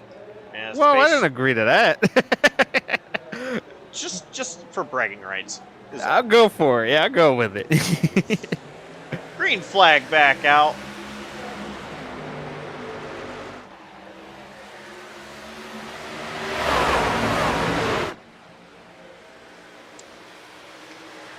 Those Radius boys doing Radius things. Yeah, I can't tell you how hard that was to race against, man. It was tough. I miss racing this series so much, but hey, racing against those Radius boys is something I don't miss. And I just mean that in a way of, like I was trying to say earlier, when you're racing one of them, you're racing one of them. They're such a great team. They work so well together, and the chemistry that is between them is amazing. As right now, William Kemp trying to break that up. He's on the right rear of Alonso Chicano. We'll see if Brett Bennett, Josh Arnold, and Michael Walls can try to do the same.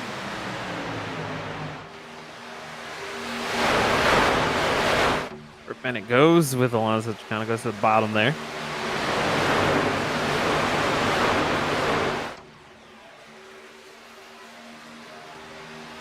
Right now, Kemp has the preferred line, I think. He's got clean air. Chicano trying to block both lanes.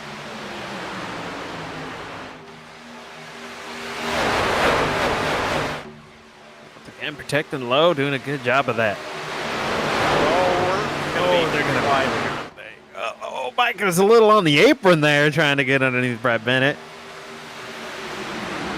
Lost his run. Gonna get back in line.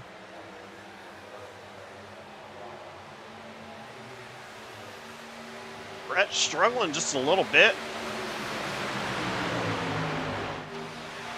I think he's nervous with that 7 behind him. And he really wasn't happy with him over something early in the race. So I just, you might want to keep some cameras on that.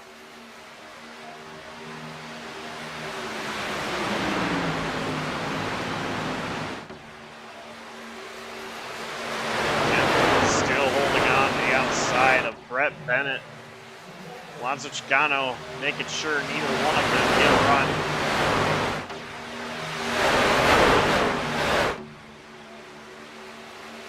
Mike Walls tugging his butt right behind Brett Bennett. Doing such a good job. And Ryan Bogey, he's trying to make something happen as well.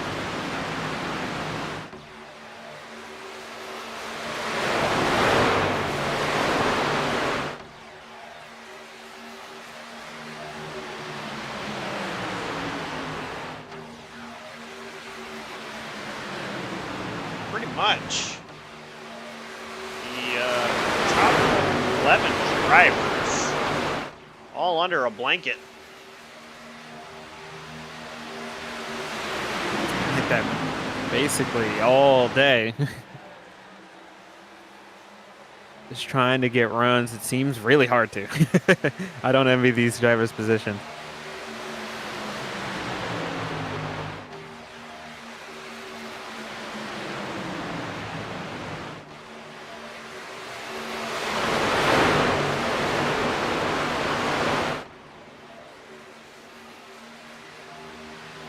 A lot of movement going on.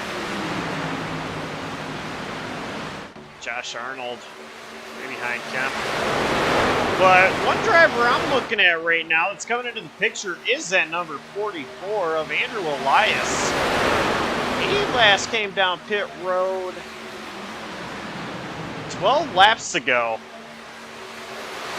He's got fresh tires and he just wants this to stay green.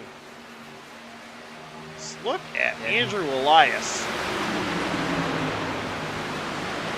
Those tires might be a little advantage there. It's just so hard to. Ooh, it might be a little tough to make some moves, but if we could get a green flag run, who knows? We might get a little bit strung out.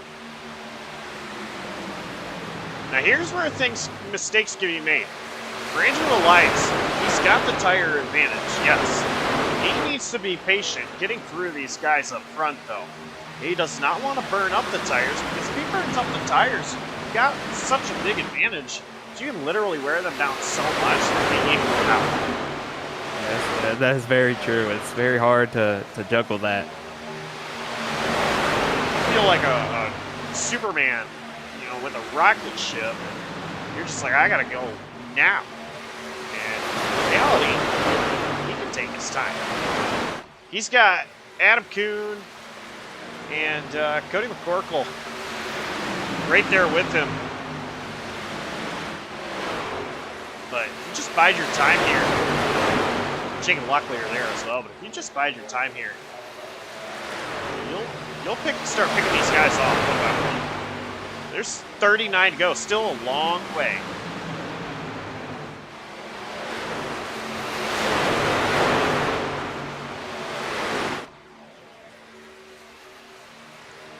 Jonathan Canfield getting out of the way of the leaders.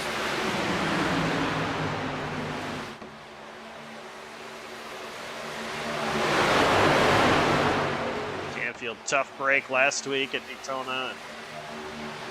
Another one here tonight, Las Vegas.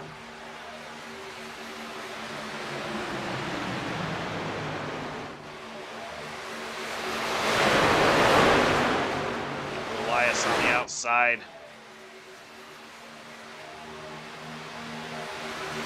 William Kemp, though. He is. Doing a good job on this outside. Yeah, Michael Walls, Josh Arnold behind. And Justin Rand not right up. He doesn't have a teammate tucked up behind him. Yeah, they got to be pretty close to pitting here. They stayed out for such a long time. Even with all these cautions, they eventually do have to pit.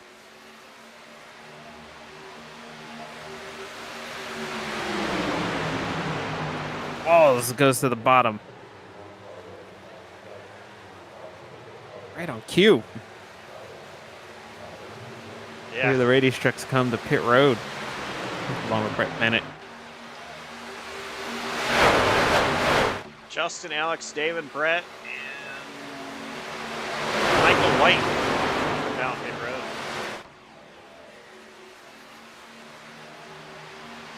Alonso Chicano stuck on an outside line. To imagine, he probably would have wanted to come down with his teammates. Yeah, he left that bottom line, and I guess he just wants to go a little bit longer.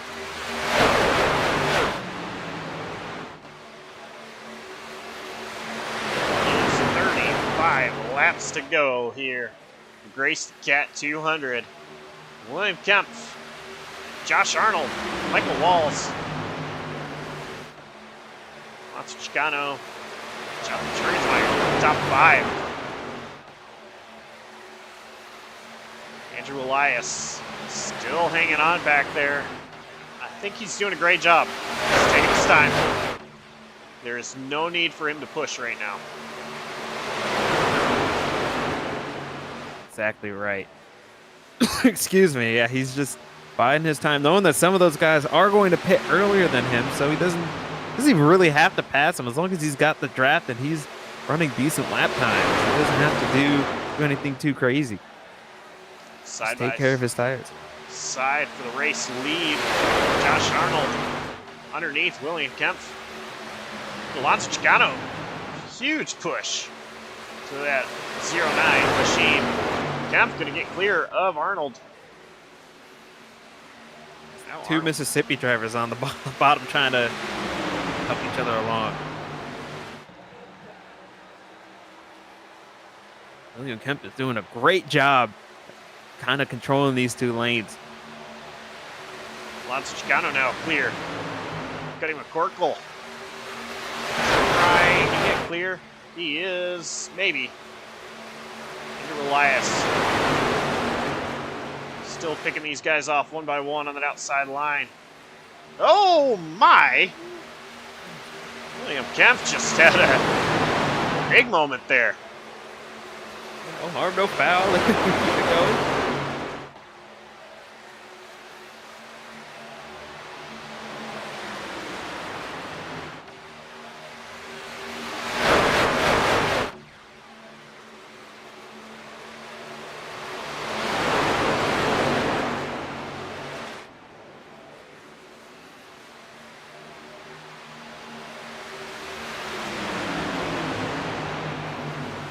Alonso Chicano trying to pass William Kemp. Kemp was leaning on Chicano, pinching him down there. Coming down pit road that last time by. His final stop of the day.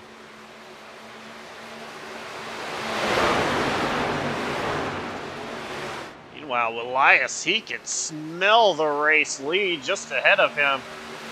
Chicano and Kemp side by side still battling. Elias has bogey right behind him.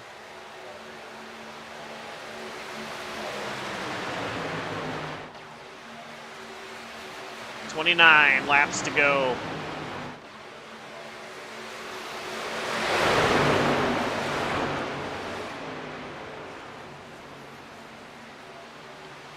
Alonso Chicano just barely edging ahead of William Kemp down the back straightaway. Neck and neck. So tough to keep that car down on the bottom, with especially with old tires like this.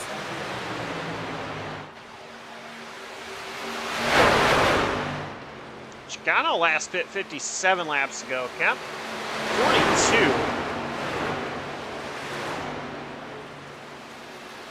Ryan Bogey actually has gotten around Andrew Elias. Cutting the Corkle, doing the same.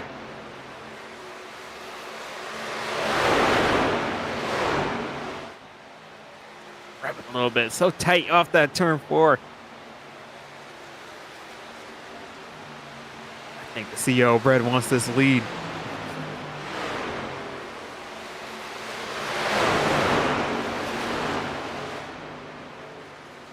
It's right there on the screen. Laps since last pit for these drivers.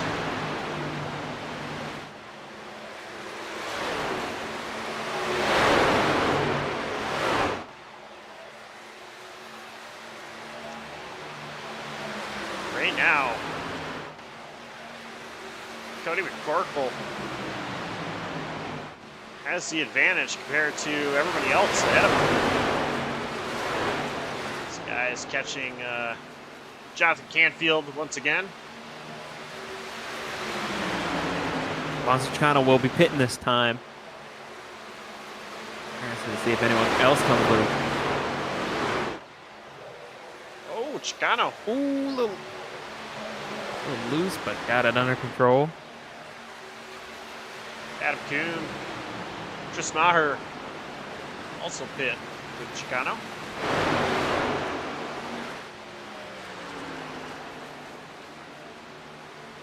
So now it is Ryan Bogey trying to make something happen. He was just all over William Kemp. Kemp. Kemp is coming down pit road. Bogey's going to get the lead.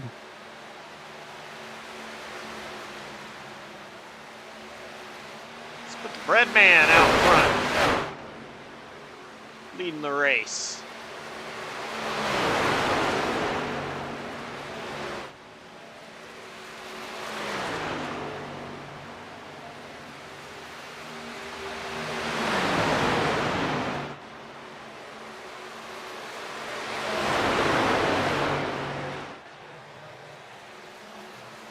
Currently your top 5 all right here, close together.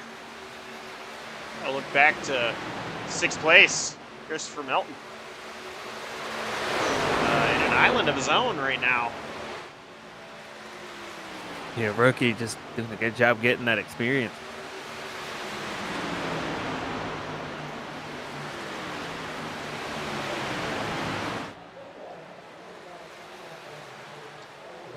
Cody McCorkle will come down pit road. 31 laps ago for McCorkle.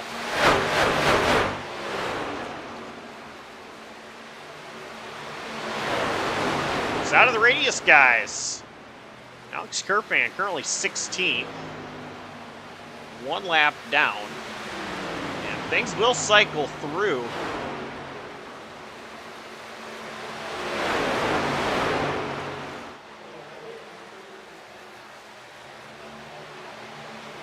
Here is Alex Kerfan.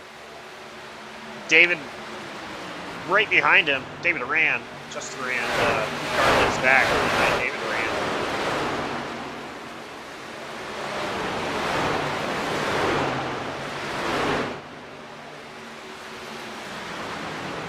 Brian Bogey, Michael Walls, Jonathan Jurgensmeyer coming down pit road this time.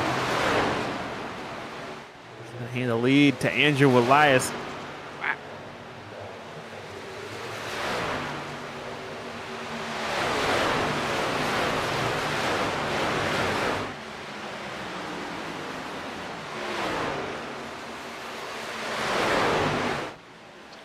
Laps to go, and Andrew Elias is out in front. Gotta wonder when he's going to come down pit road. At this point, I would just run it dry. Hope for a caution, right? 54 laps. Currently, Matt Steiner is on a 50-lap run. We'll see. It's stretch.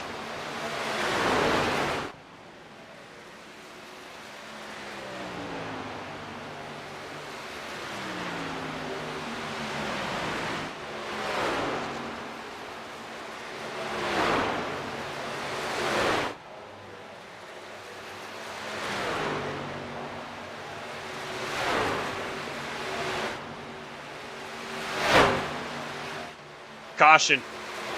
Speaking of the devil, huh? Josh Arnold.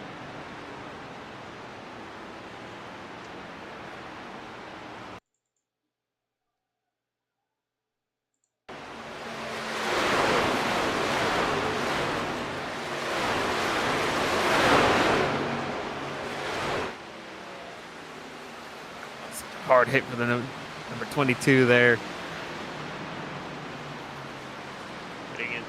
I believe that was Michael White. Yeah, it was. It was Michael White.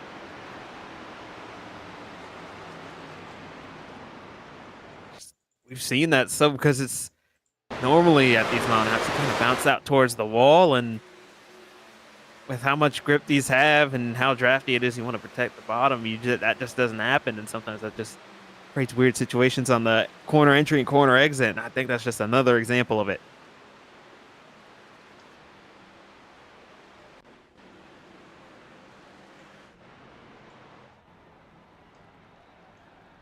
If you're Andrew Elias, you did not want to see that caution.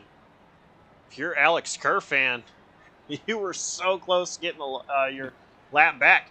He will be the lucky dog, but the bad thing.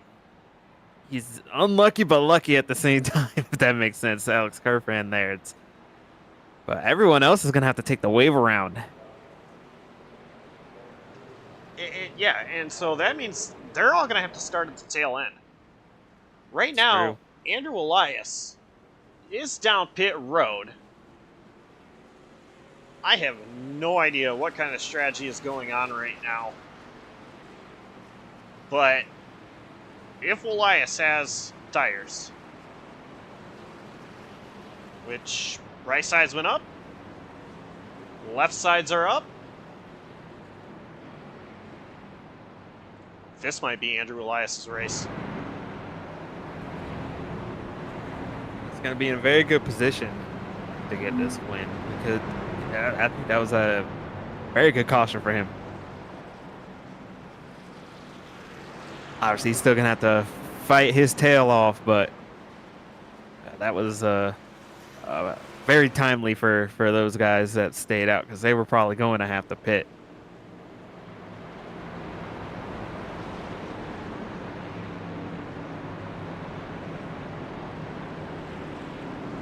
Shane O'Neill is the race leader. He did not come down pit road.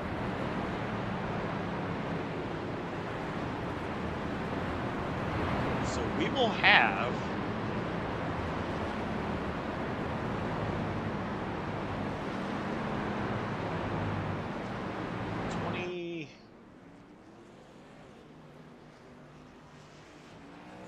Twenty-six drivers on the lead lap.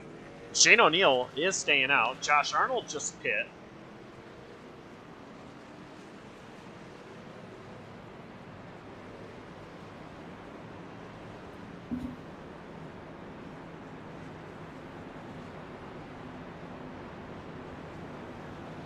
So, Shane O'Neill running in Enriquez Designs. Wrigley Stats Toyota will be the race leader. He last came down 38 laps ago. Andrew Elias will be second. 4 fresh tires.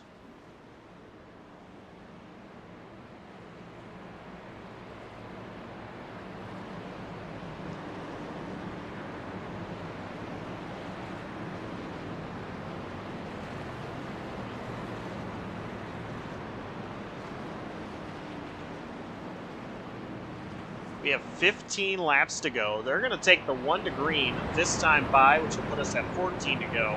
And the green flag will wave with 13 laps to go. Yeah, that's going to be a sprint to the finish. It's going to be a whole lot of wide open drivers here.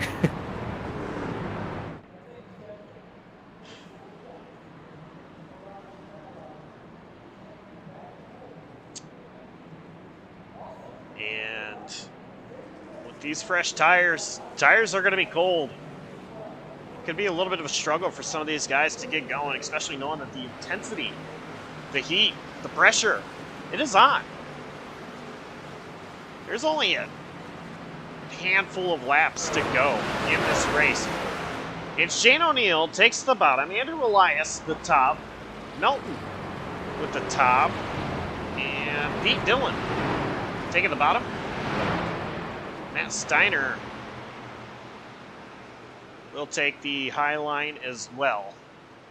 And is that a 42 target machine that I see in the top 10? You do. You didn't curse it. Well, now you did. Sorry, Amir. I just Should have kept that one till the end. I still can't believe that from earlier. Wow.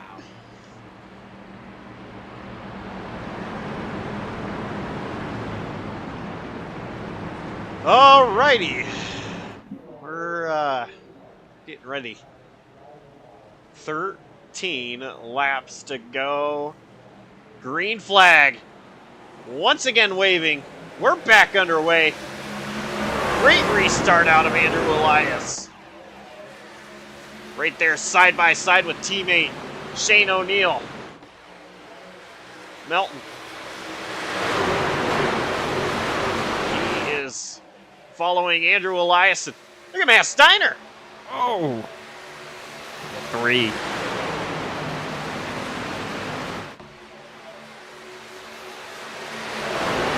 Andrew Elias out front.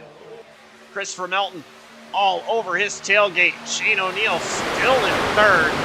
Holding on for now. Where does Melton go? He's following in the tire tracks of Andrew Elias. Melton goes high. Elias, not a great exit off of turn 2. I think Elias just wants to block the bottom as best as he can. It's a little strung out up front, so it's Oh, no! Shane O'Neill around. Caution's going to come out. God bless. And somehow he doesn't get clipped.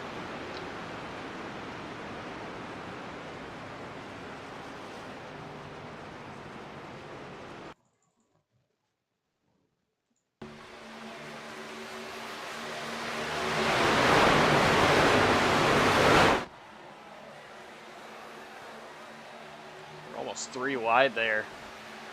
Shane O'Neill. Oh my, yeah. Now I see what you saw.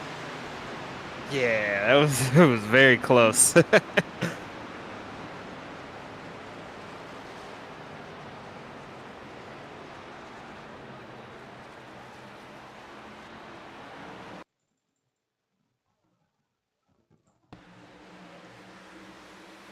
you what, if you're Andrew Elias, you might be happy for this caution.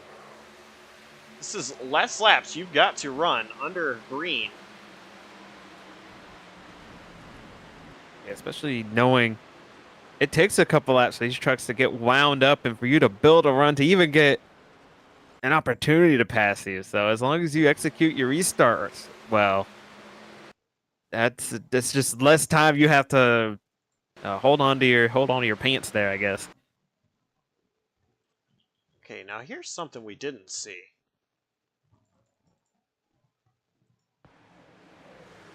Take a ride on board from Janie Wright.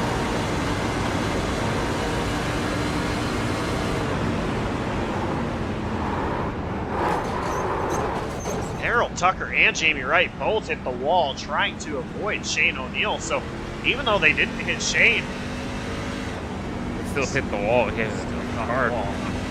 Yeah.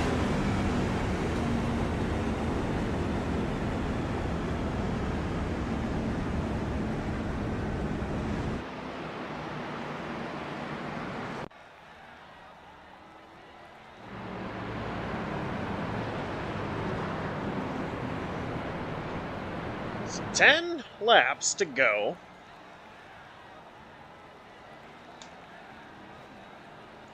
And Andrew Elias still leading this race. He won the pole. He's been doing really good this race. I've been very impressed with him. Going off strategy a little bit. But now he is on the same strategy as just about everybody. Yeah, he's got the best seat in the house. He's in the best position. About as fresh as tires as he could have at this point with a realistic shot at winning. He's done such a great job tonight, putting himself in position, having the speed, having the confidence to make the moves in those lines, which it's not an easy thing to do at these drafting style tracks. Which I can't believe I'm saying that about Las Vegas, but it is with these tracks. It's he's doing an outstanding job. And I'm going to be honest here. I have no idea who Melton, Hinton, or Dylan are. But I could see that they're all teammates. I mean, They're doing something right. their sponsors are the same. I'm going to assume they're teammates, right? Yeah, So, that's a pretty good assumption. right now, Andrew Elias, he's got teammates that are working around him. Don't look now, but Alex Kerfan is still in this thing. He is only in 6th place, and now we got to choose. Oh my goodness! Ooh. Melton, Hinton, Speaking of Dylan take the bottom. Steiner goes to the top to be there with his SBLD teammate. And here comes the Radius guys. Well, at least Kerfan. Alex Kerfan, yeah. Following Steiner.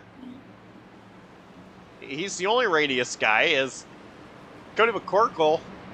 I don't know what team he's on, but then Locklear, of course, PBR driver.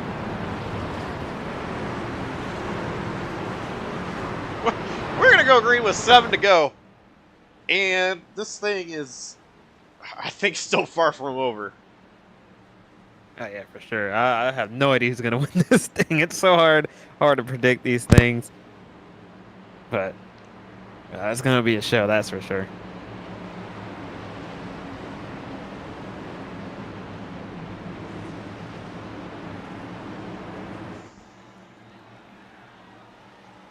Steiner from 5th to the front row. The outside line. Steiner, Elias, SBLD teammates. Base truck is in. 7 to go here at Las Vegas. Green flag is waving. And a big jump for Andrew Elias. And big wreck in the back. Adam Kuhn hit the wall. We're still green. Tristan Maher also involved. No caution.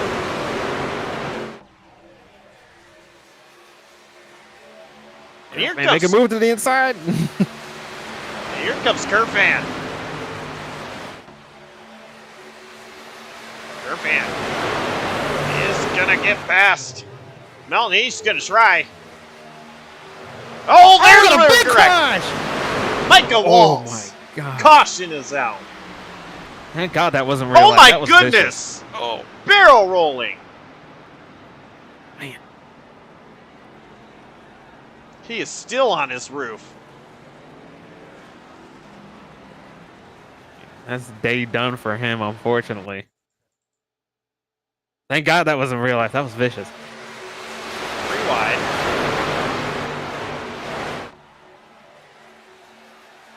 Just nowhere to go. Still on all fours, and a blinking Amir Bascombe just sent him up in the air.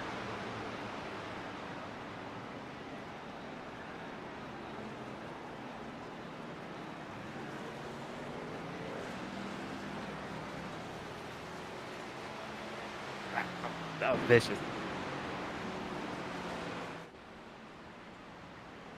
And you jinxed your fellow 42 driver there, by the way. Once again, sorry, Amir. You owe him a huge apology. Huge apology. Oh. He was running good. He'll have better days. That's for sure.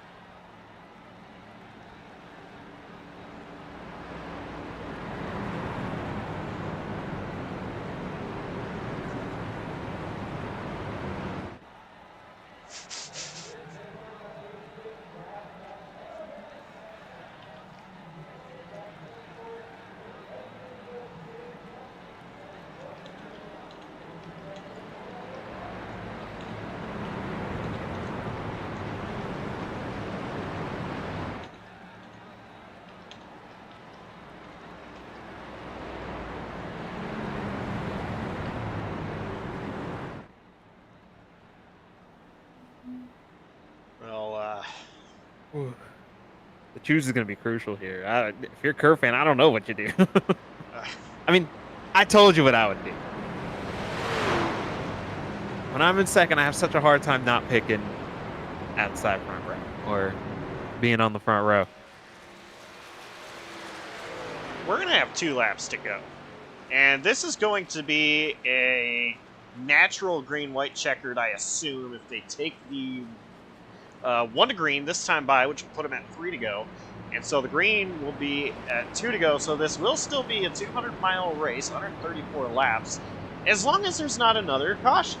So this will be a natural green-white checkered. And, yeah, I mean, if you're a Kerr fan, I think it's to the point where you cannot follow Andrew Elias. You have got to go to the high side. Yeah, wasn't Larry Mack always used to say, you know, if you follow the leader, you're going to do just that? I think you got to do something different. I think, yeah. Well, and it's not. Lights on the pace car are not going to be off. So we are going to have an official green-white checkered.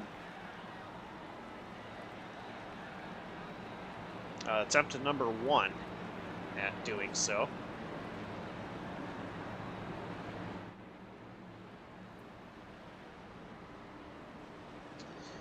But I thought you were going to say pull the belts one more, or yeah, pull the belts one more time. Pull the belts tight one more time. You can also drivers. do. You can also say that, but we're not doubled up yet. Maybe I'll get to that when we're doubled up.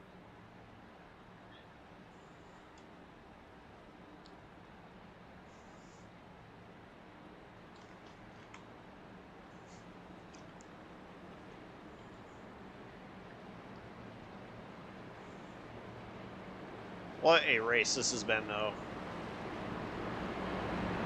Yeah, we should be coming to 1 to green here, coming to the choose. And just look at how many people inside the top 10 have not won in the AMSOIL Truck Series.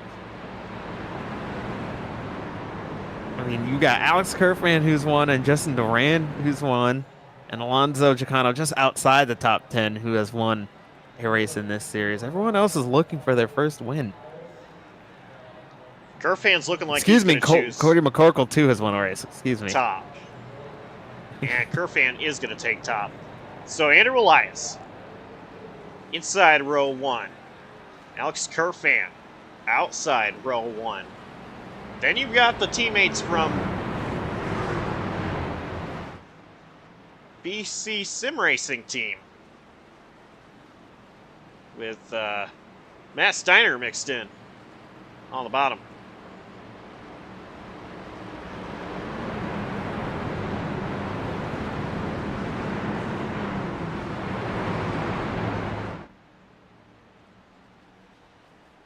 What is it going to take to win this race? Big push. Side drafting and a whole lot of luck. That's what I think. I think Elias really wishes he had his teammate Steiner right behind him. That's true, but at this point, do you really even have teammates? I mean, I would help him to a point, but that's the checker flags is right there, 2 laps away. Pace truck is going to make its way to the safety of pit road for what could be the final time, but probably not. As Andrew Elias will lead us back to the green of the Grace the Cap 200 from Las Vegas. Green flag is back out. That bottom line struggled to get going. Stacking up in the back, side by side, is Kerfan and Melton. Andrew Elias. Such a great farm. Andrew Elias needs to see this. Those two still side by side. Elias going all the way to the top. Kerfan trying to get the side draft on Melton. Melton, Kerfan still side by side. They're drafting up to Elias a little bit. Elias through 3 and 4. He is going to get the white flag. Oh no! They're wrecking. Caution is out. We didn't get the white flag.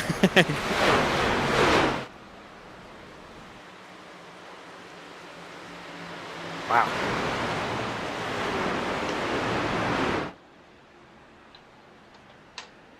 That was inches.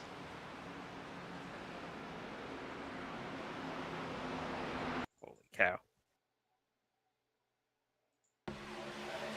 And quite honestly, I think Elias is grateful for that caution because Melton had the apron.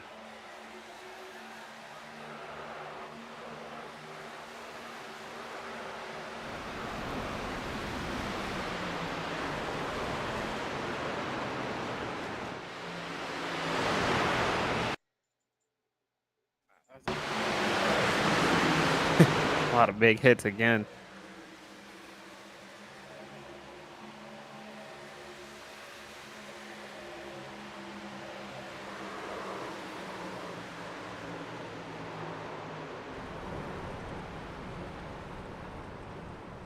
Cody McCorkle's night is done. Or Alex Kerfan ran such a good race. Came back after that lucky dog with that chance to win and just got clipped right. That was so unfortunate.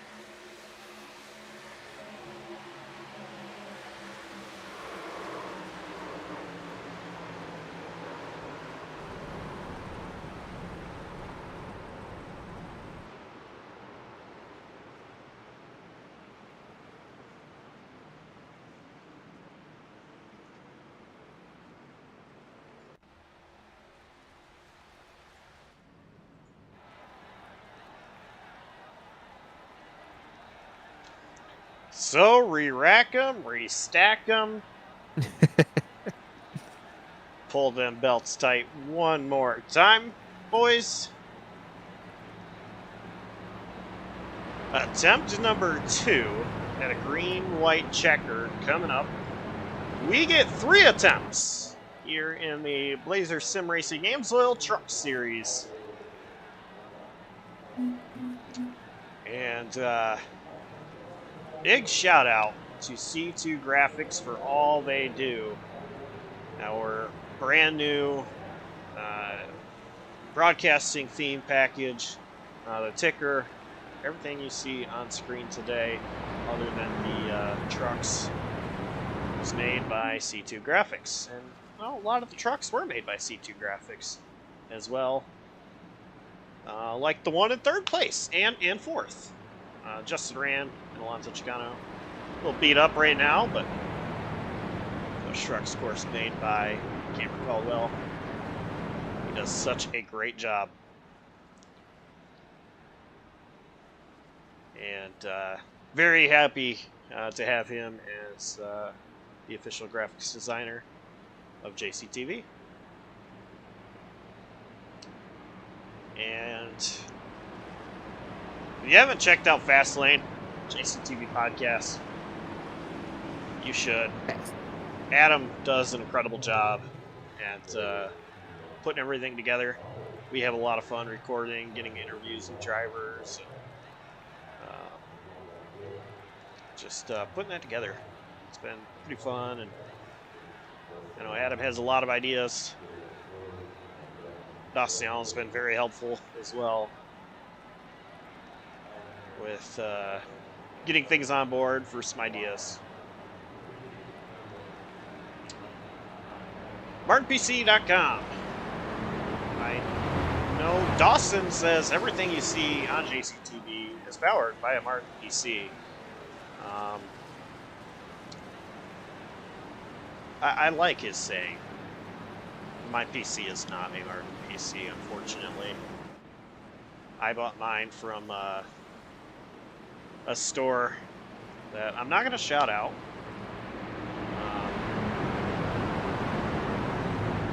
Hello? But,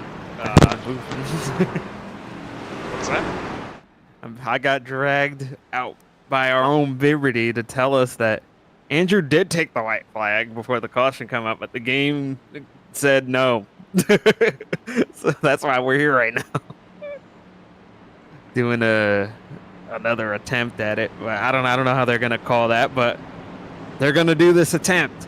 And Andrew's gonna have to go through with this second green white checkered attempt. Sim does some funny things.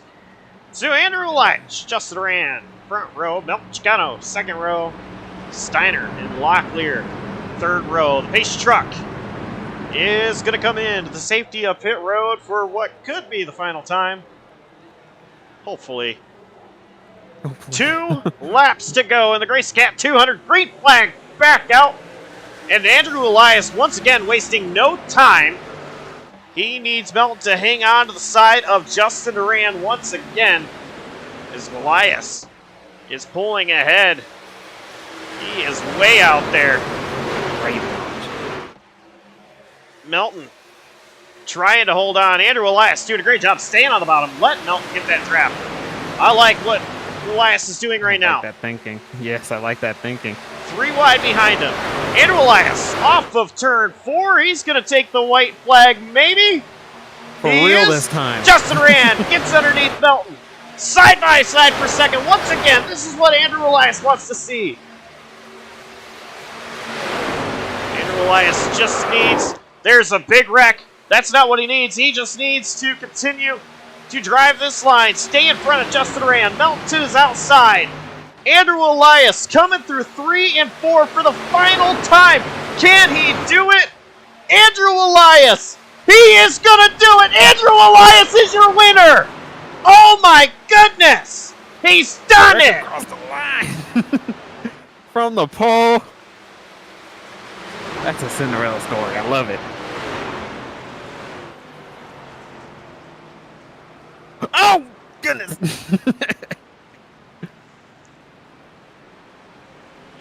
This is going to be a popular win in the league. Andrew has so much respect from everyone, and deservedly so. Such an awesome guy. Oscar Enriquez taking the victory last week. He's an SPLD driver. Andrew Elias taking the victory this week. He's an SPLD driver. SPLD is on cloud 9 right now. You can tell this is popular. Look at this.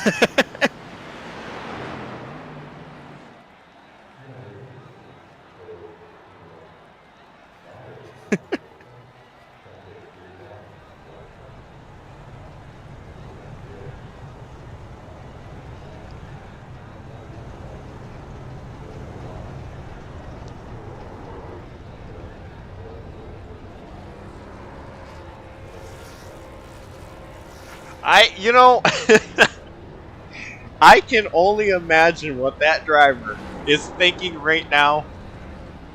And I just, wow. Andrew Elias is a driver that I've had a lot of fun racing around. He's one that I know I'm going to get a lot of respect. And, you know, Andrew is one that I've always,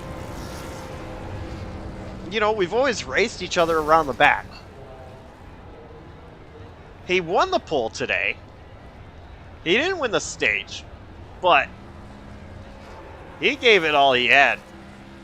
He comes back and wins the race, holds off the field for 2 green-white checkers.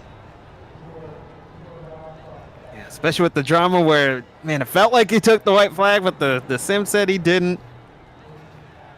And that didn't matter for him. He got it done.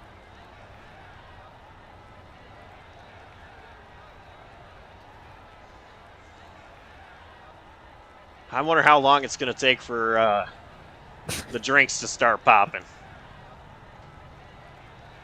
They probably already are with Andrew. Yeah, they probably already are.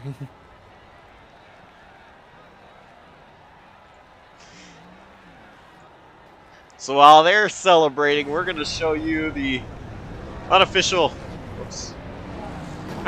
race results. Andrew Elias, I never thought I'd say this, is your race winner. Justin Aran brings it home. Second, Alonzo Chicano third.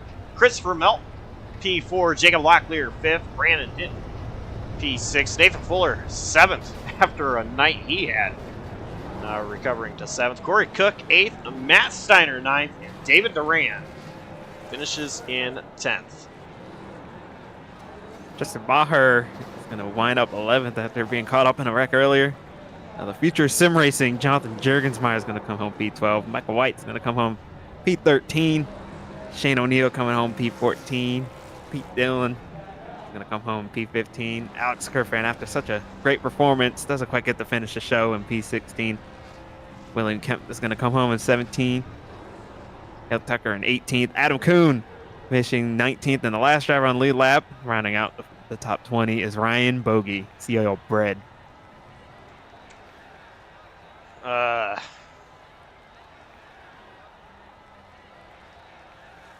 Well, this is quite the interesting math.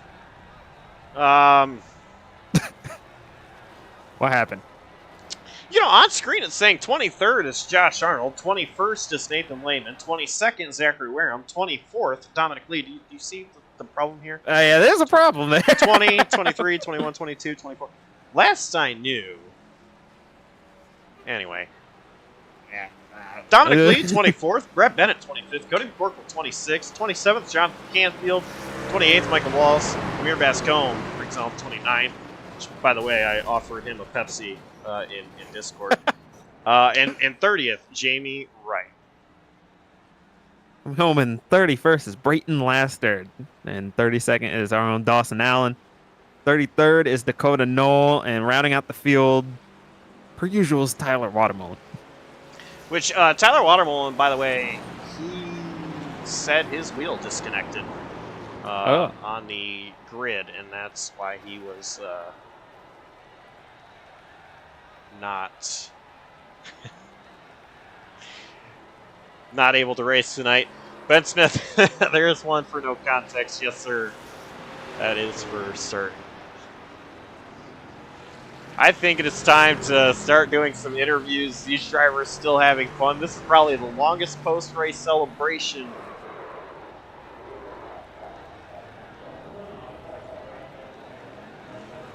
we have seen. And, by the way, the 25th different winner is Andrew Elias.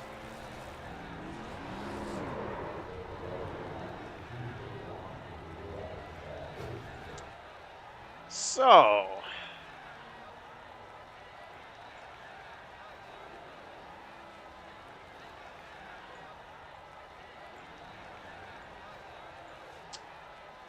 here with third place finisher Alonzo Chicano. Alonzo, it was a battle of attrition tonight. Of course, you won the stage earlier. And it got wild out there. I mean, what was it like from the eyes of the 25, those last few restarts? Yeah, it was a wild one. Glad we were able to make it out with a good finish. There was definitely a few times there where there was a few times where I thought I was gonna wreck out, and others where I thought I was gonna win. So, super up and down race for us and a lot of other people. I thought for sure there, once we were about to cross for the white flag, once I got turned by the 38, I thought we were done for, because I thought the race was going to be over, but iRacing, I guess, gave us another run go, another green-white checkered, so glad we were able to get P3 and be able to battle all that attrition throughout the night. So, it's a good race. It was a fun run. Now, of course, you did win the pole earlier, and third place finish. I did not win the pole. I'm sorry, you won the stage. That's what I was thinking in my head. And won came home third in the race. Last week was a struggle at Daytona. So, is this kind of what you were hoping for to help rebound yourself in the point situation? Oh yeah, it's definitely nice to come back and be this competitive after last week not doing so hot at Daytona. So it's nice to get that stage win early in the season, because I'm pretty sure last season it took us a while to get our first stage win. So nice to get those points and be able to start battling for the regular season championship, just because we need to start racking up as many playoff points as possible from the get-go. So definitely nice to get going this week.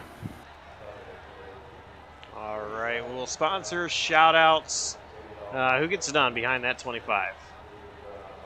Well, first of all, shout out to Andrew for getting his first career win, 25th different winner of the Laser Sim Racing League, now called AMSOIL Trucks. So congratulations to him. But as always, like to thank all of our sponsors, everyone who watches us and supports us. Not Famous Racing, Habanero's Mexican Grill, Grid Network. Who am I forgot. I'm forgetting people right now, but it's been a long night. I'd like to thank my girlfriend for watching and everybody else for watching at home. And as always, like to thank you guys for broadcasting and putting the show together. So thank you, Jonathan and Josh, for broadcasting here tonight. And it was a long race. I'm tired. I don't know what else to say. All right. Congrats on the third place finish. And we will see you next week. See you guys. Thank you.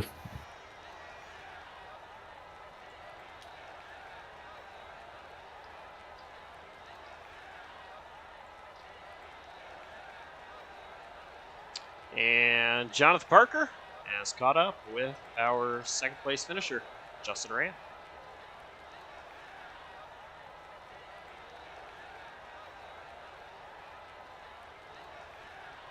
Where'd he go? He's right here with us. Oh, he is. I'm Yeah. stupid. I didn't hear it. Justin Duran.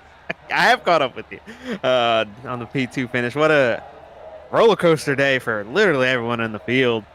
You were through the grass at the end of the stage and did a good job not to wreck your truck or wreck other people. Just walk me through how you wound up in P2. Well, like you said, it was a roller coaster. I mean, started up front, led a bunch of laps, finished up on the stage. Yeah, like you said, stayed in the grass. It could have been much worse. Led a bunch of it afterwards. Kind of got screwed on the strategy when we had to pit. Just was hoping for another caution like we kept getting. Didn't get that pit. I think we were going to be okay on the strategy with how earlier we pit, how much time we gained on everybody. And then got it on time of yellow. Got like a wave around, and then just more chaos, more yellows, and just drove through the field, chose the right line. So Could have been a lot worse than P2. I'll definitely take it. That's true. You're stacking up those points after I don't even remember where you finished at Daytona, but 25th, not a good run. yeah, so it's good to get the season. This is really where the season starts. Daytona's Daytona, so good to get your chase hopes off to a good start there. But looking forward to next week at Rockingham. Do you have any expectations how you're going to run there? You like that track that much? Well, I like it because it burns tires. I considered I could manage my tires pretty well, so I'll look forward to that. Just hopefully for a good, top 5, top 10 there. Can't go wrong with that. And just shout out Andrew. Great to see him get a win. Pole as well. So that's 2 straight weeks we started the season off with a pole, or the winner was the pole sitter. So great to see him get it. He deserves it. Give it and shout out to Andrew. That's a fan favorite right there. I'm sure everyone's gonna love that he won tonight. And you got any other shout outs you want to give before we adjourn? Just the rest of the guys at Radius who worked well all night. Alex, Alonzo, David. Didn't really catch too much up with Tristan and Adam, but overall, good night. That's the second place finisher, Justin Duran. Thank you. Thanks, guys.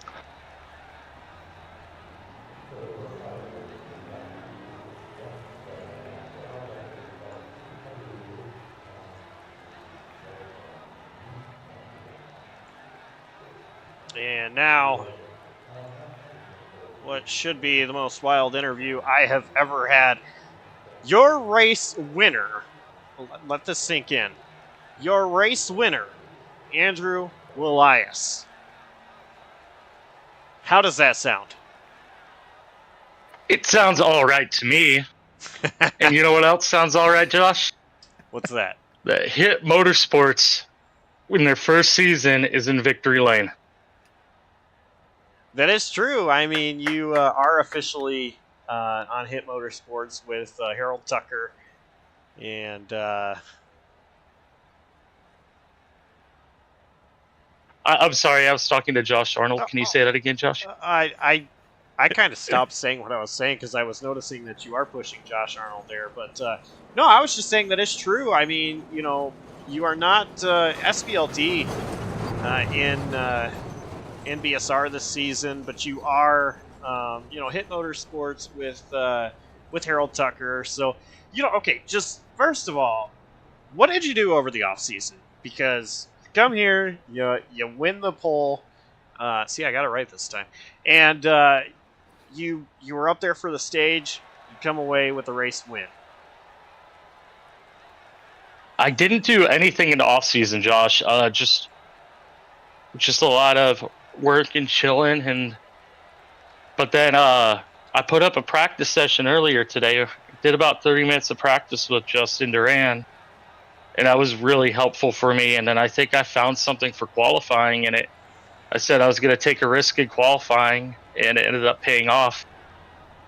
And then later on in the race, everything just panned out to get me back up front, and I was a bit nervous with the front end damage, but I knew coming on the last green white checkered, when I saw Justin Duran go to the inside, I knew I was safe, and I knew I was good to go with him. I knew he wouldn't wreck me or anything silly.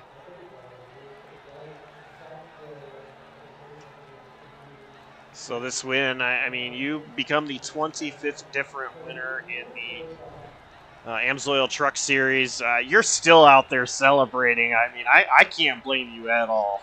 But just has the party started? Has the I told John I didn't think it'd take long until the drinks started popping. No, dude. I have a lot to do tomorrow, so the drinks that I'm going to be having right now are going to be some coffee. I might smoke a bit of a cigar, but I got coffee, and I'm going to do something fancy. I'm going to add some creamer to my coffee. I'm getting adventurous right now. It's Bailey's Irish Cream. Oh, no. We talking great value stuff here, dude. Right. And no alcohol in this one. Just enough to keep me going on some paperwork real quick. All right, Andrew. Well, congrats on the big win. Who do you have to thank? Sponsors, shout-outs, who gets it done behind that truck? Well, definitely, I want to shout out. I know I've already shouted them out. Justin Duran for racing me clean. I don't really have any sponsors I want to thank besides Truck. I mean, everybody like Truck. But also Harold Tucker, man. Harold was missed the race due to qualifying last week, but he stuck around and just was like always so motivational. And yeah, he's just an all-around good person and really motivated me throughout this race today. So it was great.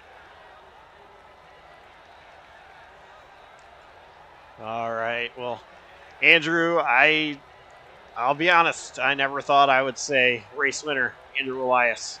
But congrats on the race win. And hopefully you'll be able to do some proper celebrating once you are done with what you got to take care of. All right. Thanks, Josh. Andrew Elias. What a win. That's amazing. It's so awesome to see him get in the victory lane. Such a nice guy, such a respected guy, like I said before, and it's just put in some work today to with Justin Durand, and I'm so happy that paid off for him. You know, sometimes it just takes, having one person just, give you something at a track that just works, Phoenix, I've always said Phoenix has been a track that has been so good for me in Cup cars and so bad for me in anything that's not the Cup cars. But, my fourth place finish, my best finish in this series, the AMSOIL Truck Series, came at Phoenix. And this has been a Truck Series, not a Cup Series by any means. And the person that really helped me that race was you, Parker, Jonathan Parker. Just being in our voice chat, listening to what you were saying, and you did help me with some restarts as well, and some tire strategy call on my part, but just listening to you having the mentorship of that race for me is what helped guide me to that fourth place finish. And I think for Andrew Elias, same can be said for Justin Durand. Yeah, I was happy to help you that night. That night I was going for the sweep, and it's one a race I'll remember for a long time, more than really any other. It was just a lot of fun, even though it was kind of caution fest like this one, believe it or not. But yeah, that was a lot of fun. But yeah, looking forward to next week at the Rock. I might be on the racetrack. I might be out there having some fun doing it with y'all. I don't know who's gonna be your booth mate, but that's a fun little racetrack. It's one of the best racetracks on the sim. I'll find somebody to be in the booth. And you know what? I used to very much hate Rockingham. Back in 2017, I ran a league race there.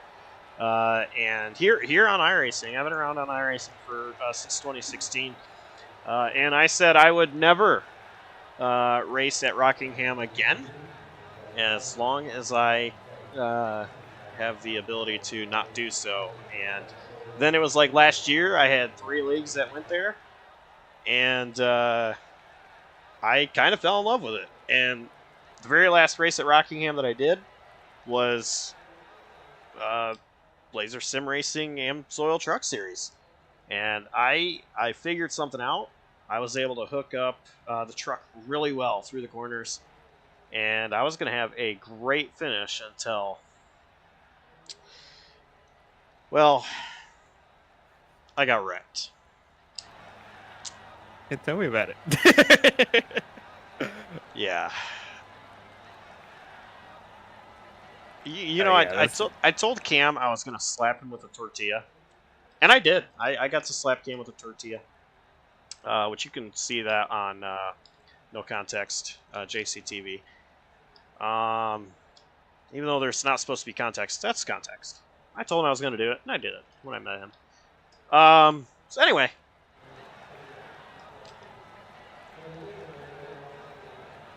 What a race we saw tonight. what a win for Andrew.